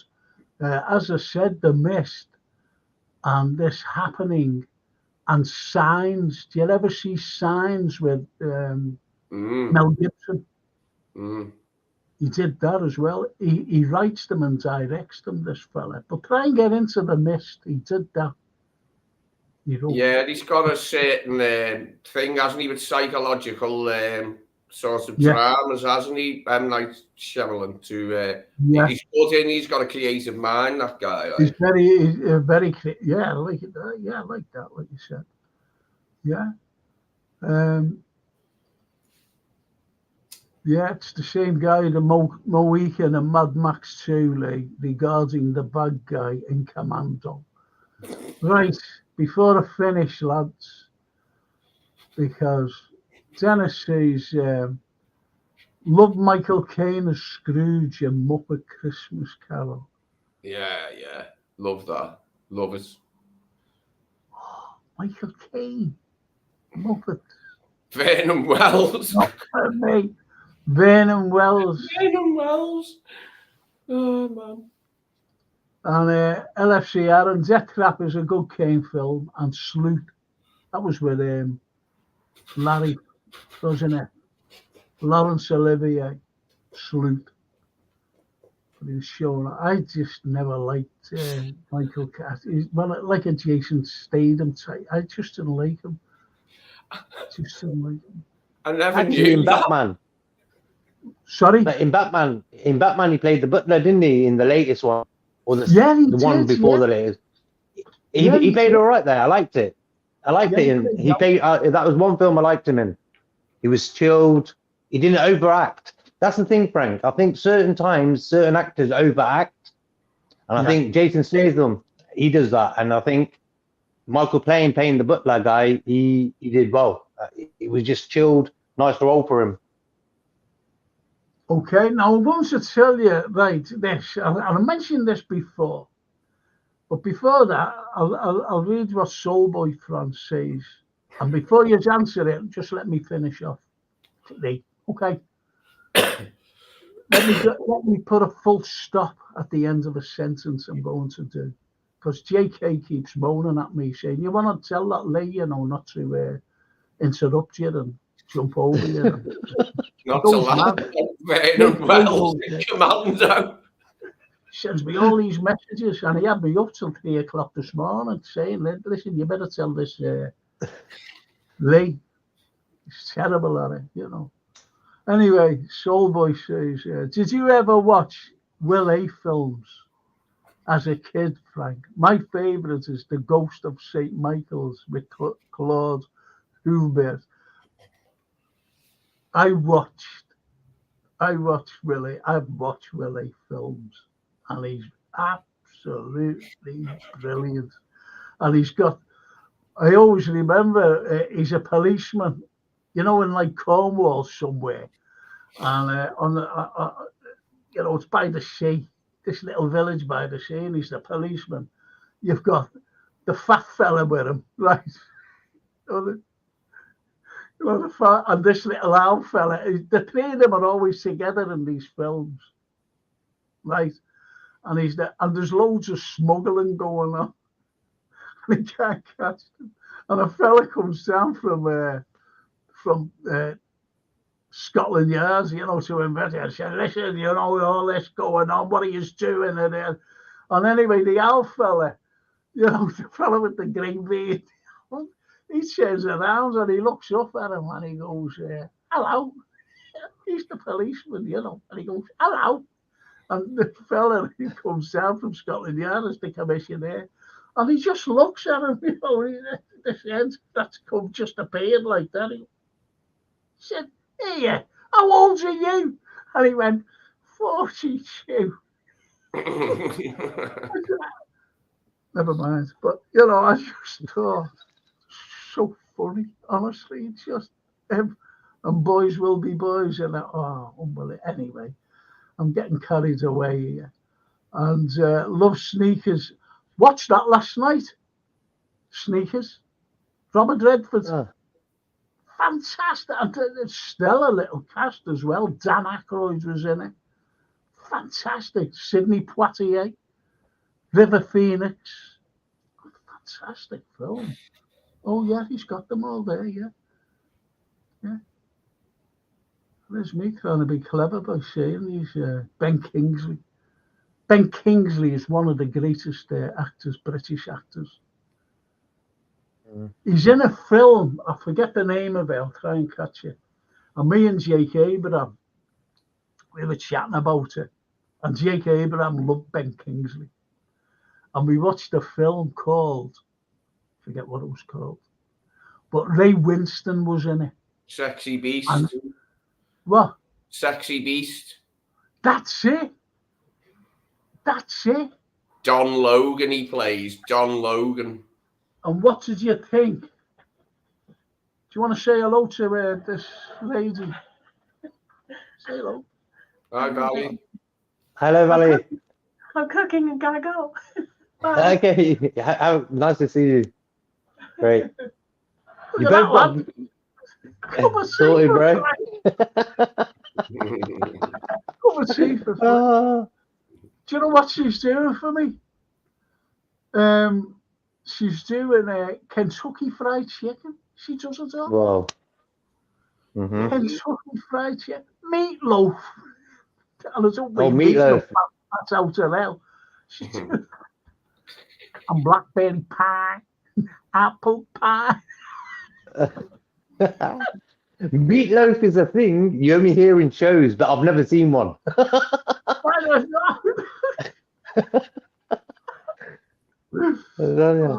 Fantastic, isn't it? Love Sneakers with Robert. Yes, says Dennis. Fantastic. Fantastic, yes. Our LFC, Aaron. Great show again, lads. LFC, get on. Come on the show with us. Get on when you've got time. Come on the pods, a football pod, that is. Just come on with Lee and JK. Be great. Ben Kingsley's hilarious in Sexy Beast, isn't he? You know, when Ray Winston says he ain't doing the job and he gets off to the plane and he's having his ciggy thinking about it. Then he changes his mind. Oh, it's so funny. So funny, that bit. Like, he's horrible. He's horrible in that, isn't he? He's a nasty man, him.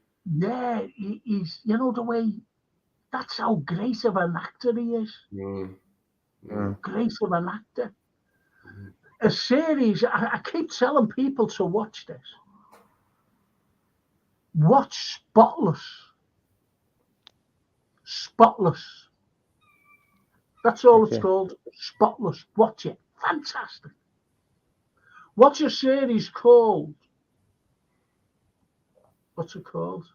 Hang on a second. The Outsider. Yeah. The Outsider. You mentioned Bill Pullman before, didn't you? Yeah, I did, yeah. Satan from the Rainbow. Right. Watch a film with him in. Brendan Gleeson. Right. Oliver Platt and Brigitte Fonda. And it's called Lake Placid. Oh, I remember that. Yeah. JK, watch it. It's brilliant. Gleeson's brilliant. Absolutely brilliant. Oliver Platt is absolutely brilliant in it. And Bill Pullman is also brilliant in it. But so is Brigitte Fonda. She's brilliant. Just try and watch it, please, lads. You like that one, JK? It's quite a good one, though. So you see, I think I've heard of it, Spotless. No, Lake Placid. Oh, okay, Lake Placid, okay. There's an actor in Lake Placid, I think he was in Gangs of New York. The Irish guy, you know, the one he was a bit of a meathead in there, and he was always bullying. I think he's in that, and he's a top actor as well.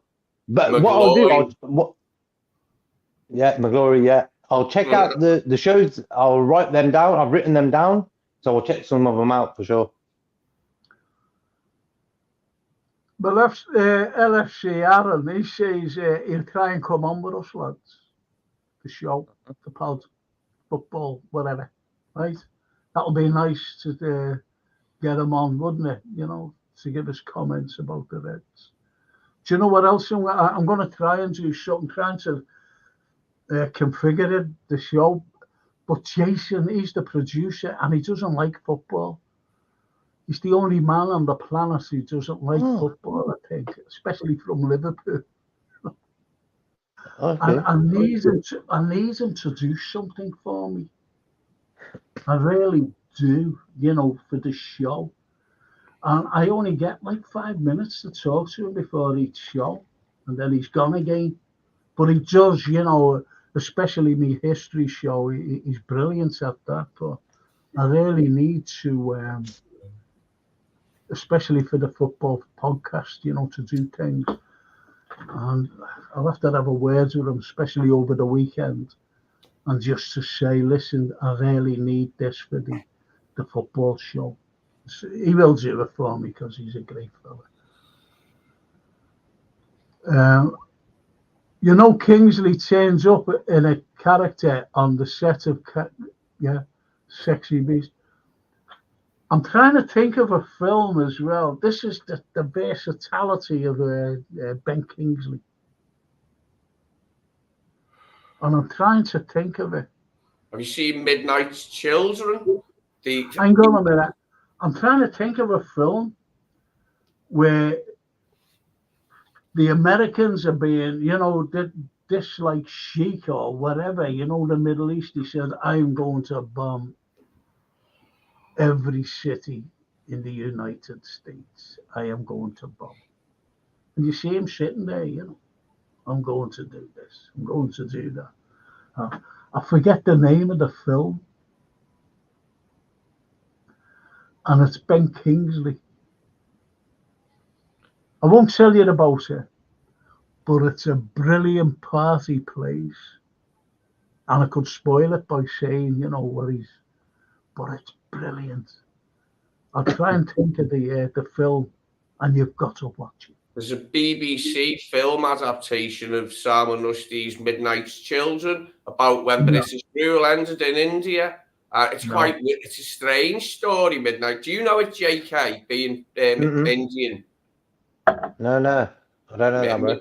Midnight's Children, yeah. It's much more, it was more success. I think, Rushdie thinks more of it than the other one that gained all the notoriety.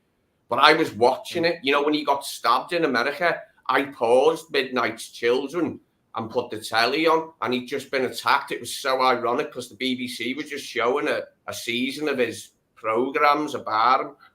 And he got stabbed while I was watching the film. Ironic as anything, that, isn't it? That's mad. It is that. It's an ironic world. But that happens in life sometimes, isn't it? You think something, it's just timing. Yeah. The BBC had no idea he was going to be attacked before they put a season of his programmes on the BBC. You never know, though. There's like a gay Pakistani bloke who's on telly, and he went into Bradford and he had a copy in his hand, and he only wanted to talk to people about it, and he grabbed it out of his hand. He didn't beat him up because he was Pakistani, but I think he's gay. He's on telly a lot. I forget his name, but he grabbed it out of his hand and ran off with it and was going, "You bro, I kill you, bro, for having that book in your hand." It was like, mate, it's a book. Yeah. Not going to kill you. It's a story written by one of your intellectuals. Get over yourself. I didn't take offence when Gore Vidal wrote live from Golgotha about Christ's crucifixion being live on TV. That was blasphemous. I'm a Catholic. I didn't give a shit. I thought it was a funny book. It is a funny book. End of. But it's mad how that book caused so much noise and news. And sometimes I believe certain things happen in life where they're sort of planned. And for me, a guy writing that book, it caused so much drama that it sort of, yeah, his life in Mumbai beforehand. He said his parents weren't strict Muslims, but they were Muslims at the end of the day. That's how he was raised. But they weren't strict, he said. And this was Mumbai in the, obviously, leading up to British leave in India. Very interesting man, Rusty. Great brain, interesting man. Sad to see him attacked for writing a story, but there you go. You know what I mean? I remember the Pope had a cob on about Gore Vidal's book, Live from Golgotha, about the crucifixion being televised. But it's a great idea, isn't it? The crucifixion being televised. I'm a Catholic, but I still found it funny. But have you seen the Passion of the Christ? Yeah. Yeah. No, the Passion of the Christ was so real. And you've got to give the due to all the actors in it. Because the fellow who played Pontius Pilate had to learn Latin. And that Jim Cazaville, who played the Christ, had to learn Aramaic, the language that the Christ spoke. Now, have you noticed I said the Christ? The Christ. Why do I call him the Christ? Have you any idea? Because I never have said Christ like that, just say the Christ. Do you know what the Christ is? Do you know what it is? What it is? It means the anointed one. And it's Greek. And the Greeks came out with the cross, by the way. And they called it the Chi Rho, which became the cross. And they gave it, the Romans took it over, this Chi Rho. And if anyone was found with it, he could be executed. Because they didn't believe in this new religion that came out. It only came out with it when Emperor Constantine said, listen, let's embrace it, let them just, instead of throwing them to the lions, just let them carry on. And that was Constantine, Emperor Constantine. Yeah. Now, there was a fella in the army, Roman, in the Roman Legion. Now, to be in the Roman Legion, you had to be born in Rome. Did you know that? To be a legionnaire, you had to be born in Rome. Yeah. Same with, the Spanish in Central and South America, you had to have ancestry tracing back to be a politician. You couldn't be a South American person and be a politician in them countries. You couldn't. And you could, though, in North America. Give up with you. Yeah, I'm just telling you. Yeah, but can I finish? You never let me finish. Sorry. Never let me finish what I was saying. And I was saying about a Roman soldier here. He came over in the AZ-43 invasion. And he was here. He was going all around, Anyway, he was found. And he got fed up. Because what he was a Christian. A Christian. And he took his uniform off. Once you take your uniform off, you're a traitor.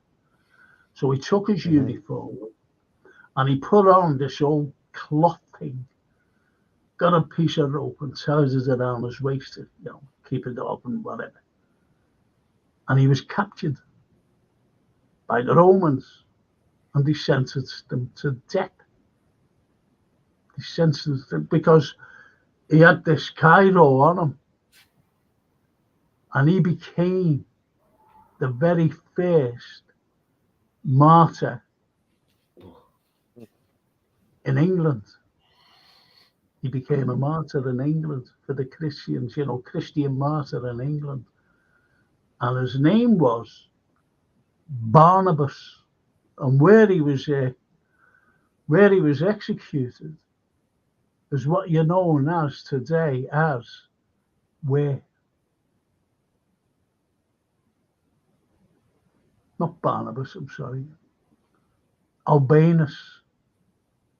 So where do you think it is? Britain. It is in Britain, yeah. Barnsley?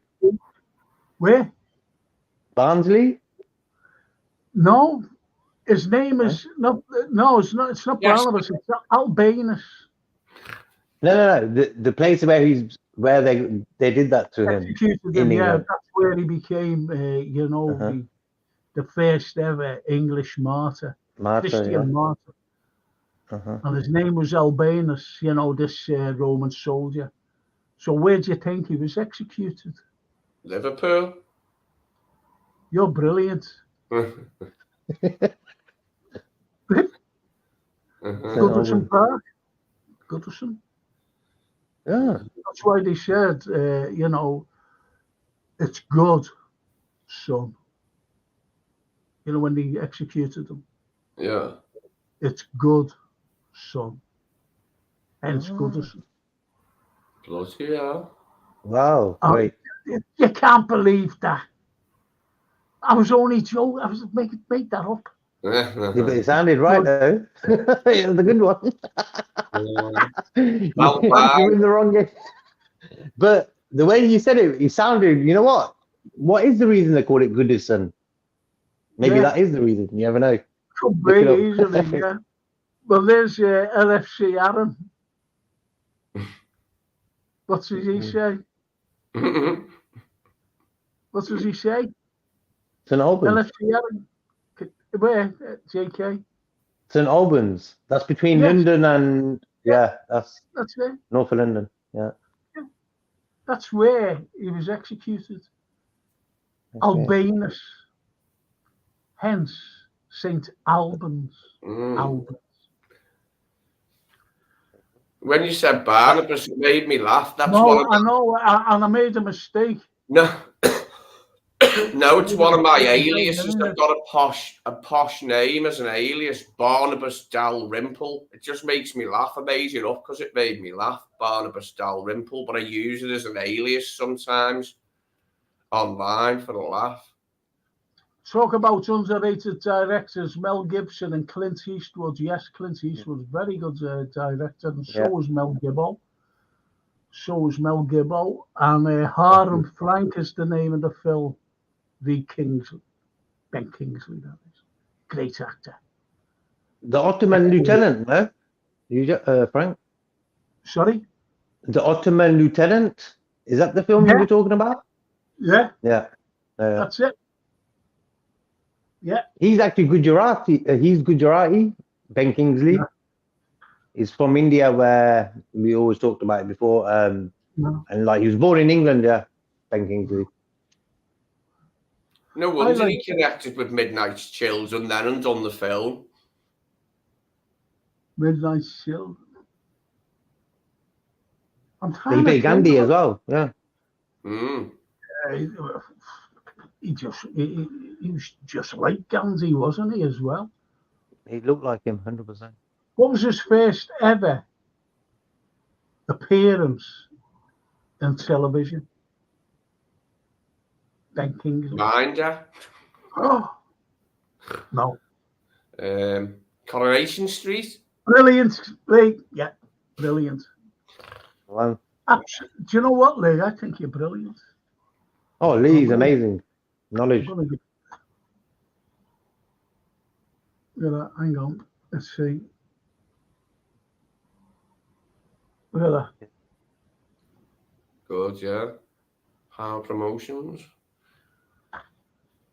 But you've never seen that before, have you? What was it? It was a talk. That's St. George's Hall, though. And it was actually filmed there.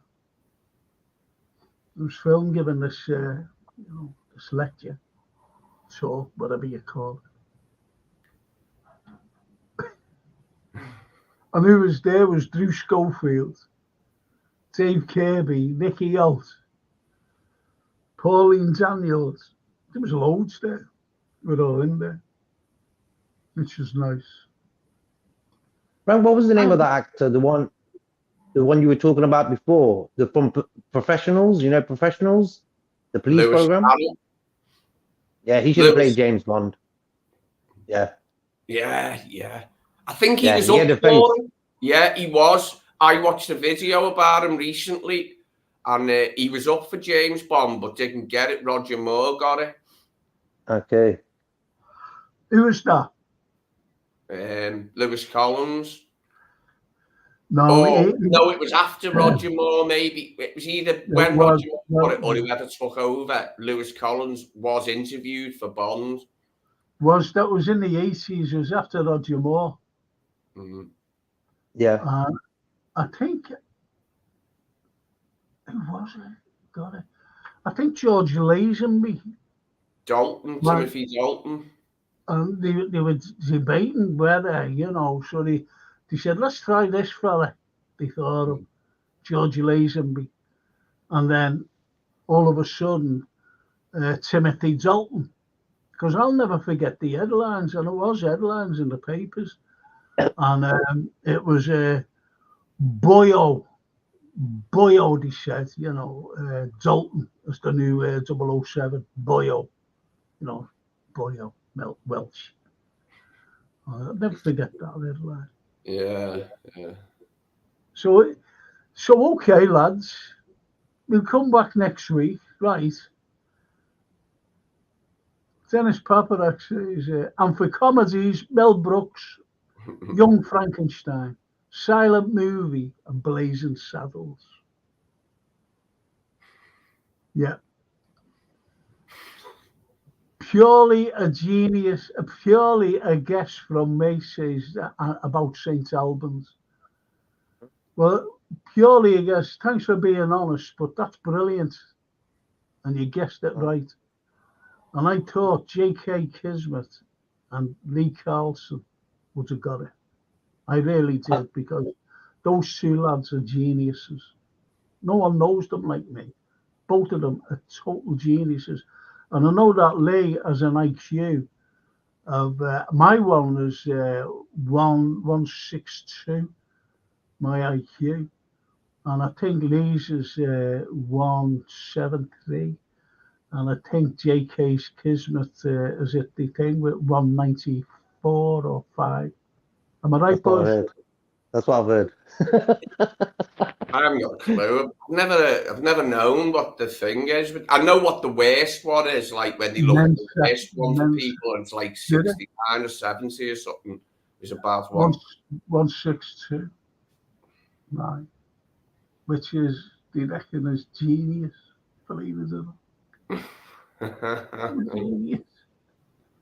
I think the fella was drunk, he was telling me, and this woman. But anyway. And Dennis says, have a good one, fellas. Now, Dennis is an American. Now, they always say, have a good one, guys. Oh, that's lovely. It really is. And Dennis says, I prefer The Life of Brian. Have you ever seen that, JK? I've heard of it. I'm not sure if I've seen it now. It's so funny. Am I right there, Lee? Yeah, very funny. Janice mentioned Young Frankenstein. It's the bit where he knocks the brain and it smashes and that, like, and he puts it. It's when he asks him and he goes, "Well, whose brain was it then?" And he goes, "I don't know, Abby Normal." Because it said abnormal on it. It said abnormal on the glass, like, and whose brain was it then? Abby Normal. That was Marty Feldman. Oh, he's so funny looking, Marty Feldman, and he in Young Frankenstein. Oh, well, he made it, I think. He made it. Did you ever see, I always forget the name of this bloody thing. Did you ever see Richard Pryor and what was it? In a prison? Oh, Stir Crazy. Stir Crazy. Yeah, funny. Oh, Stir Crazy. What Grossberger singing. Yeah. Remember Grossberger singing? He's got a lovely voice. Down in the valley so low, I met my sweetheart. Hang your head over here. Remember that bit where he sings Grossberger, and it's so sweet. Have you seen Midnight Express? Yeah, love that. Have you seen it, JK?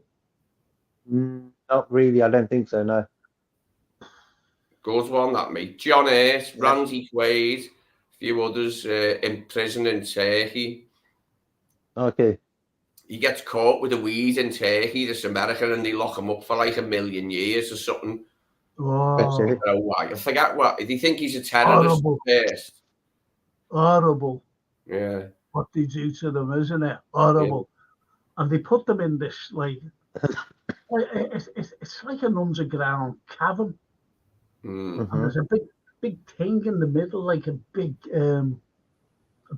column, big post, big wide thing of it's stone, and it's like Mecca, isn't it? Where you see them walking around it, don't and they're just walking around it.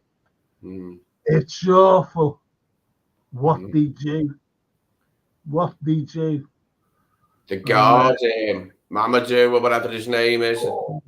It's good that he gets him at the end, though, innit? Knocks him off his feet, like in the way he does. Just as he's about to do something unspeakable to him. Do you know what I think that was, though? Not to get involved with drug taking or taking drugs through for someone. Yeah. There's only a weed, though, wasn't it? He bought it in Turkey off some bloody cab driver, and then they arrested him and went, "You smoke weed? Life sentence." It's like, what? What? Well, when that Bo Hopkins was in it, wasn't he? And he was out to get the Americans who were smuggling. He was like he was a law enforcement fella living in Turkey, and when he went to see the fella who was caught, thought he's going to help me here. He's going to help me, and he didn't, did he? Yeah, Bo Hopkins was a very good actor as well. Recently passed, didn't he? The Turkish judge didn't want to give him so long, but he said, didn't he? My hands are tied by Ankara, and he does this business. So he goes, my hands are tied by Ankara. I must give you this, whatever it was, 40-year sentence or something like in hell. Basically, their prisons compared to ours are a lot worse. And he met Rifki, didn't he? And took his tongue away from him in a rather amusing manner. Yes, but the worst prisons. I've seen 3 documentaries on them, 3 different prisons. Russia. Yes. Whoa. That ties in neatly to where we were when I came in at the beginning, doesn't it? Whoa. See, in Russia, try to get these up, people. Prisons in Russia. And there's one in the middle of a forest. And the forest is the size of Germany. And there's no walls, no barbed wire, no nothing. And if you want to escape, you can escape if you want. Because in the winter, you just freeze to death. And in the summer, the animals will get you. No one's ever escaped, and no one tries to escape. And it's horrible. It's horrible. What you have to do, you're deconstructed really, and you're built up to obedience. They were interviewing this Russian mafia fella who was in there, for life. And he, like in America, they just tell you to F off. These lifers without parole or whatever. They just tell you to, bro and all this, they just tell you as it is. And those lads would kill you. Those lads that go out, they're doing life. So, if you want anyone killed, they'll do them for you, for cigarettes or for drugs or whatever. That goes on. But in here, in Russia, this fella, he killed 3 people. He was a gangster, and he killed it, and he got caught, and he was put in there. And they said to her, "What's it like in here? Mm. Are they treating you well?" "Oh, yes, they are treating me well." Yes. Well, You could tell that he was terrified to Mm. say anything against the prison system. Mm. You just Gangsters have a code of conduct, don't they? They don't tend to hurt women and children. no. So in prison, I mean, like our prisons, there's no way in our prisons paedophiles and child killers should be protected and separated. They should be left to their own devices with it. And if people find out what they're in there for, let them get battered all the time. They deserve it. Like in Midnight Express, that fella walking around the thing, and he said, "They say I raped a child." Remember him, the big tall fella? Well, walking down he was walking the wrong way. No, someone was Yeah. walking the wrong way, and he'd been there years, hadn't he? He said, "They say I raped a child," and I thought, well, you know what I mean? They should batter you. Someone should grab him and batter him. But like, you know, whatever. Anyway, whatever. Yes. Well, anyway, lads, what we'll do, we'll finish on tonight's score. I forgot to do the reviews for the films that I actually watched, and with football tonight, no films, but we'll speak again next week about film and TV reviews. But anyone out there, just watch Spotless or The Outsider. Talking of John Hurt, the Midnight Express, the Naked Civil Servant, where he plays Quentin Crisp, is very good. Brilliant. Yeah, Brilliant. brilliant. Story again. Yeah, True story. yeah. True story. And they interviewed Quentin Crisp Yeah, about that series. And they said, "Did you watch it?" And he went, "Yeah." He said it was so nice. yeah. That's why he went to live in New York, because here you go to jail for being Yeah. a homosexual, Yeah. which is But, wrong. Anyway, yeah, I've been watching videos of him lately because he was dead funny, Quentin Crisp. Dead funny, yeah, really acerbic. But like, he's self-effacing as well. He's always making fun of himself. Sharp guy, great guy, funny guy. Great film, that, with John Hurt. yeah. No, you're so right. You're so right. He was. I remember my stepdad laughing at him when I was a kid, and that was a skit name. So someone would call you a Quentin or a Crisp or something, like, to say you were a guy or something.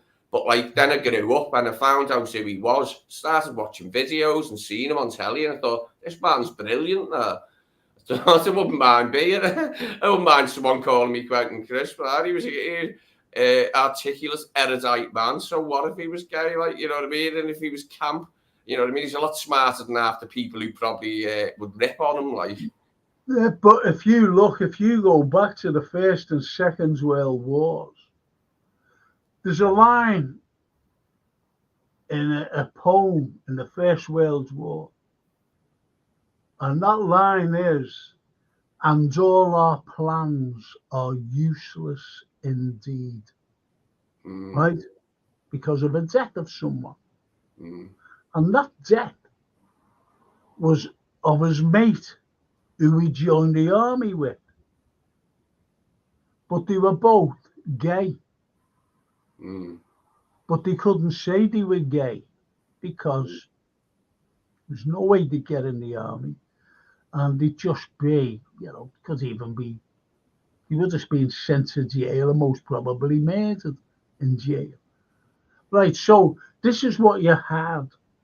And even in the Second World War, because his mate was killed,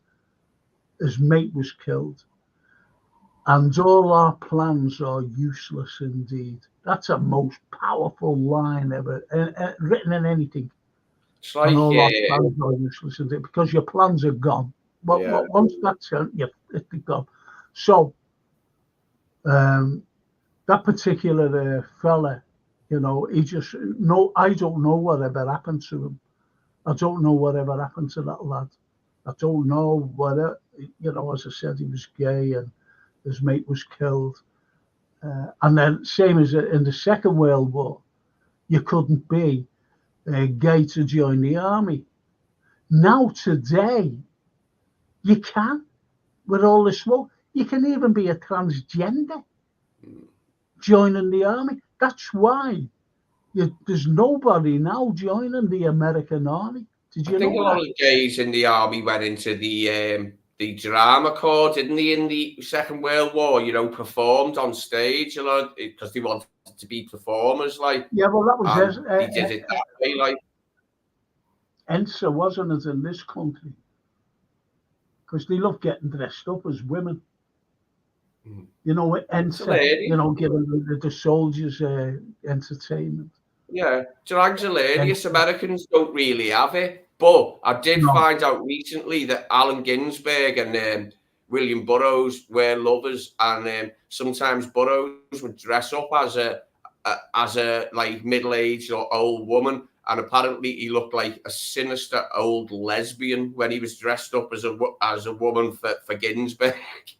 But I love Burroughs and Ginsberg and Kerouac, so I love hearing about them. I knew Ginsberg was gay and Burroughs was bi, but I didn't know they were ever lovers. I didn't know that much about them. But so was what's his name, Marlon Brando, Montgomery Clift, brilliant actors. Montgomery Clift, gay. You know what I mean? Was Brando bi? Was he? Oh yeah, he had affairs. Yeah. Oh, I didn't even know that. I didn't know that. Oh yeah, he was well gone. And Cary Grant, he was living with Randolph Scott for 14 years.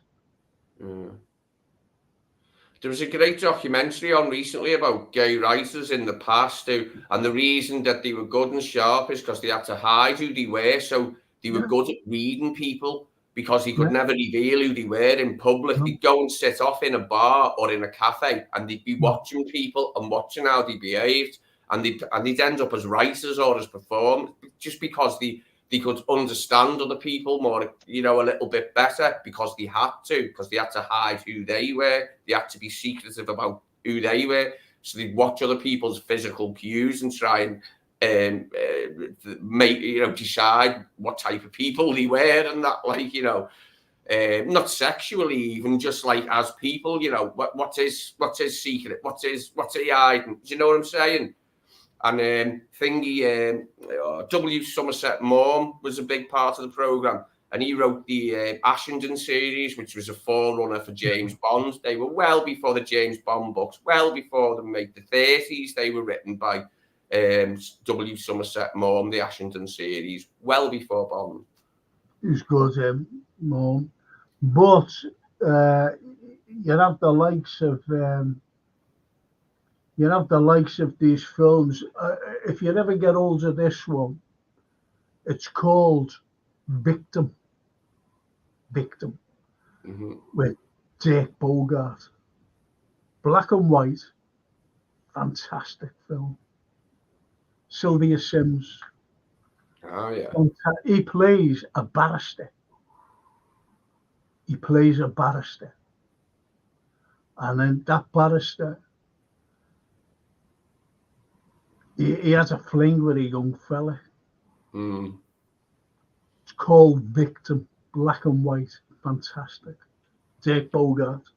I've got one there called Morris with Hugh Grant and someone, James Wilby. I don't think I know him. It's called Morris, about repressed homosexuality in Edwardian England, it says. I'd never heard of it, but it's a good few hours. It's a couple of hours, but I'm going to watch it. Going to give it a go. Morris or Maurice, it's called. Going to give it a go. Well, I'll have to close, lads, because we're coming back on in 10 minutes for the football show. No rest for the wicked. JK. Down, bro. Will you be all right tonight, 8 o'clock? Yes, for sure, no problem. Oh, brilliant. Thank you, JK. Lee? Yeah, no, it'll be with the right link. I'll be here from the start tonight instead of sitting here going, Why isn't Frank here for 20 minutes? Well, me and JK will be on a different link. I thought as much. What are you like, eh? Shysters you are, shysters. You know, when you're younger and when your older brother used to go out with his mates and that and be like, yeah, I'll take you next time I go. And then you're waiting, and like, you don't take you. Is that sort of feeling that was? I can imagine. You're sitting there, you're thinking, where are these guys, man? That's absolutely true, that. You're right. You're right. You're so right. Yeah, I'll see you. You know, that's... look, lads, I'll have to finish. We could go on and on and on. But JK, see you at 8 o'clock tonight, yes? Sound, bro, no problem. Have a good day, guys, yeah? And enjoy your meatloaf, bro. So, being fine Vettel tonight, JK, because we've got last night's match to talk about, and we've got, is it Saturday and Sunday we're playing? Sunday. Sunday. Saturday. Saturday No, this week, Sunday. yeah. Sunday. No, JK says Sunday. Sunday, 2:30. Okay, that'll do. Well, that's better. We get a better rest, don't we? Yeah, we do. Yeah. I've got to go bloody shopping on Saturday. So, yeah. Well, anyway, lads, see you. Thank you for today.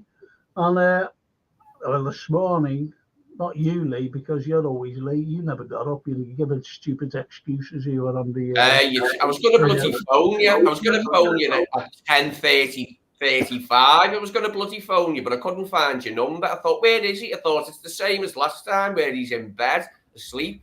So I was about to phone you. And I had no idea you were actually on another link. I had no idea this was happening. I was on another link. I thought, I'll phone him.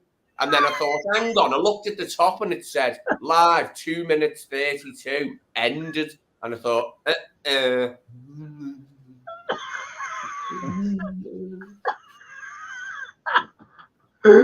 Aren't I dozy? I'm not saying nothing.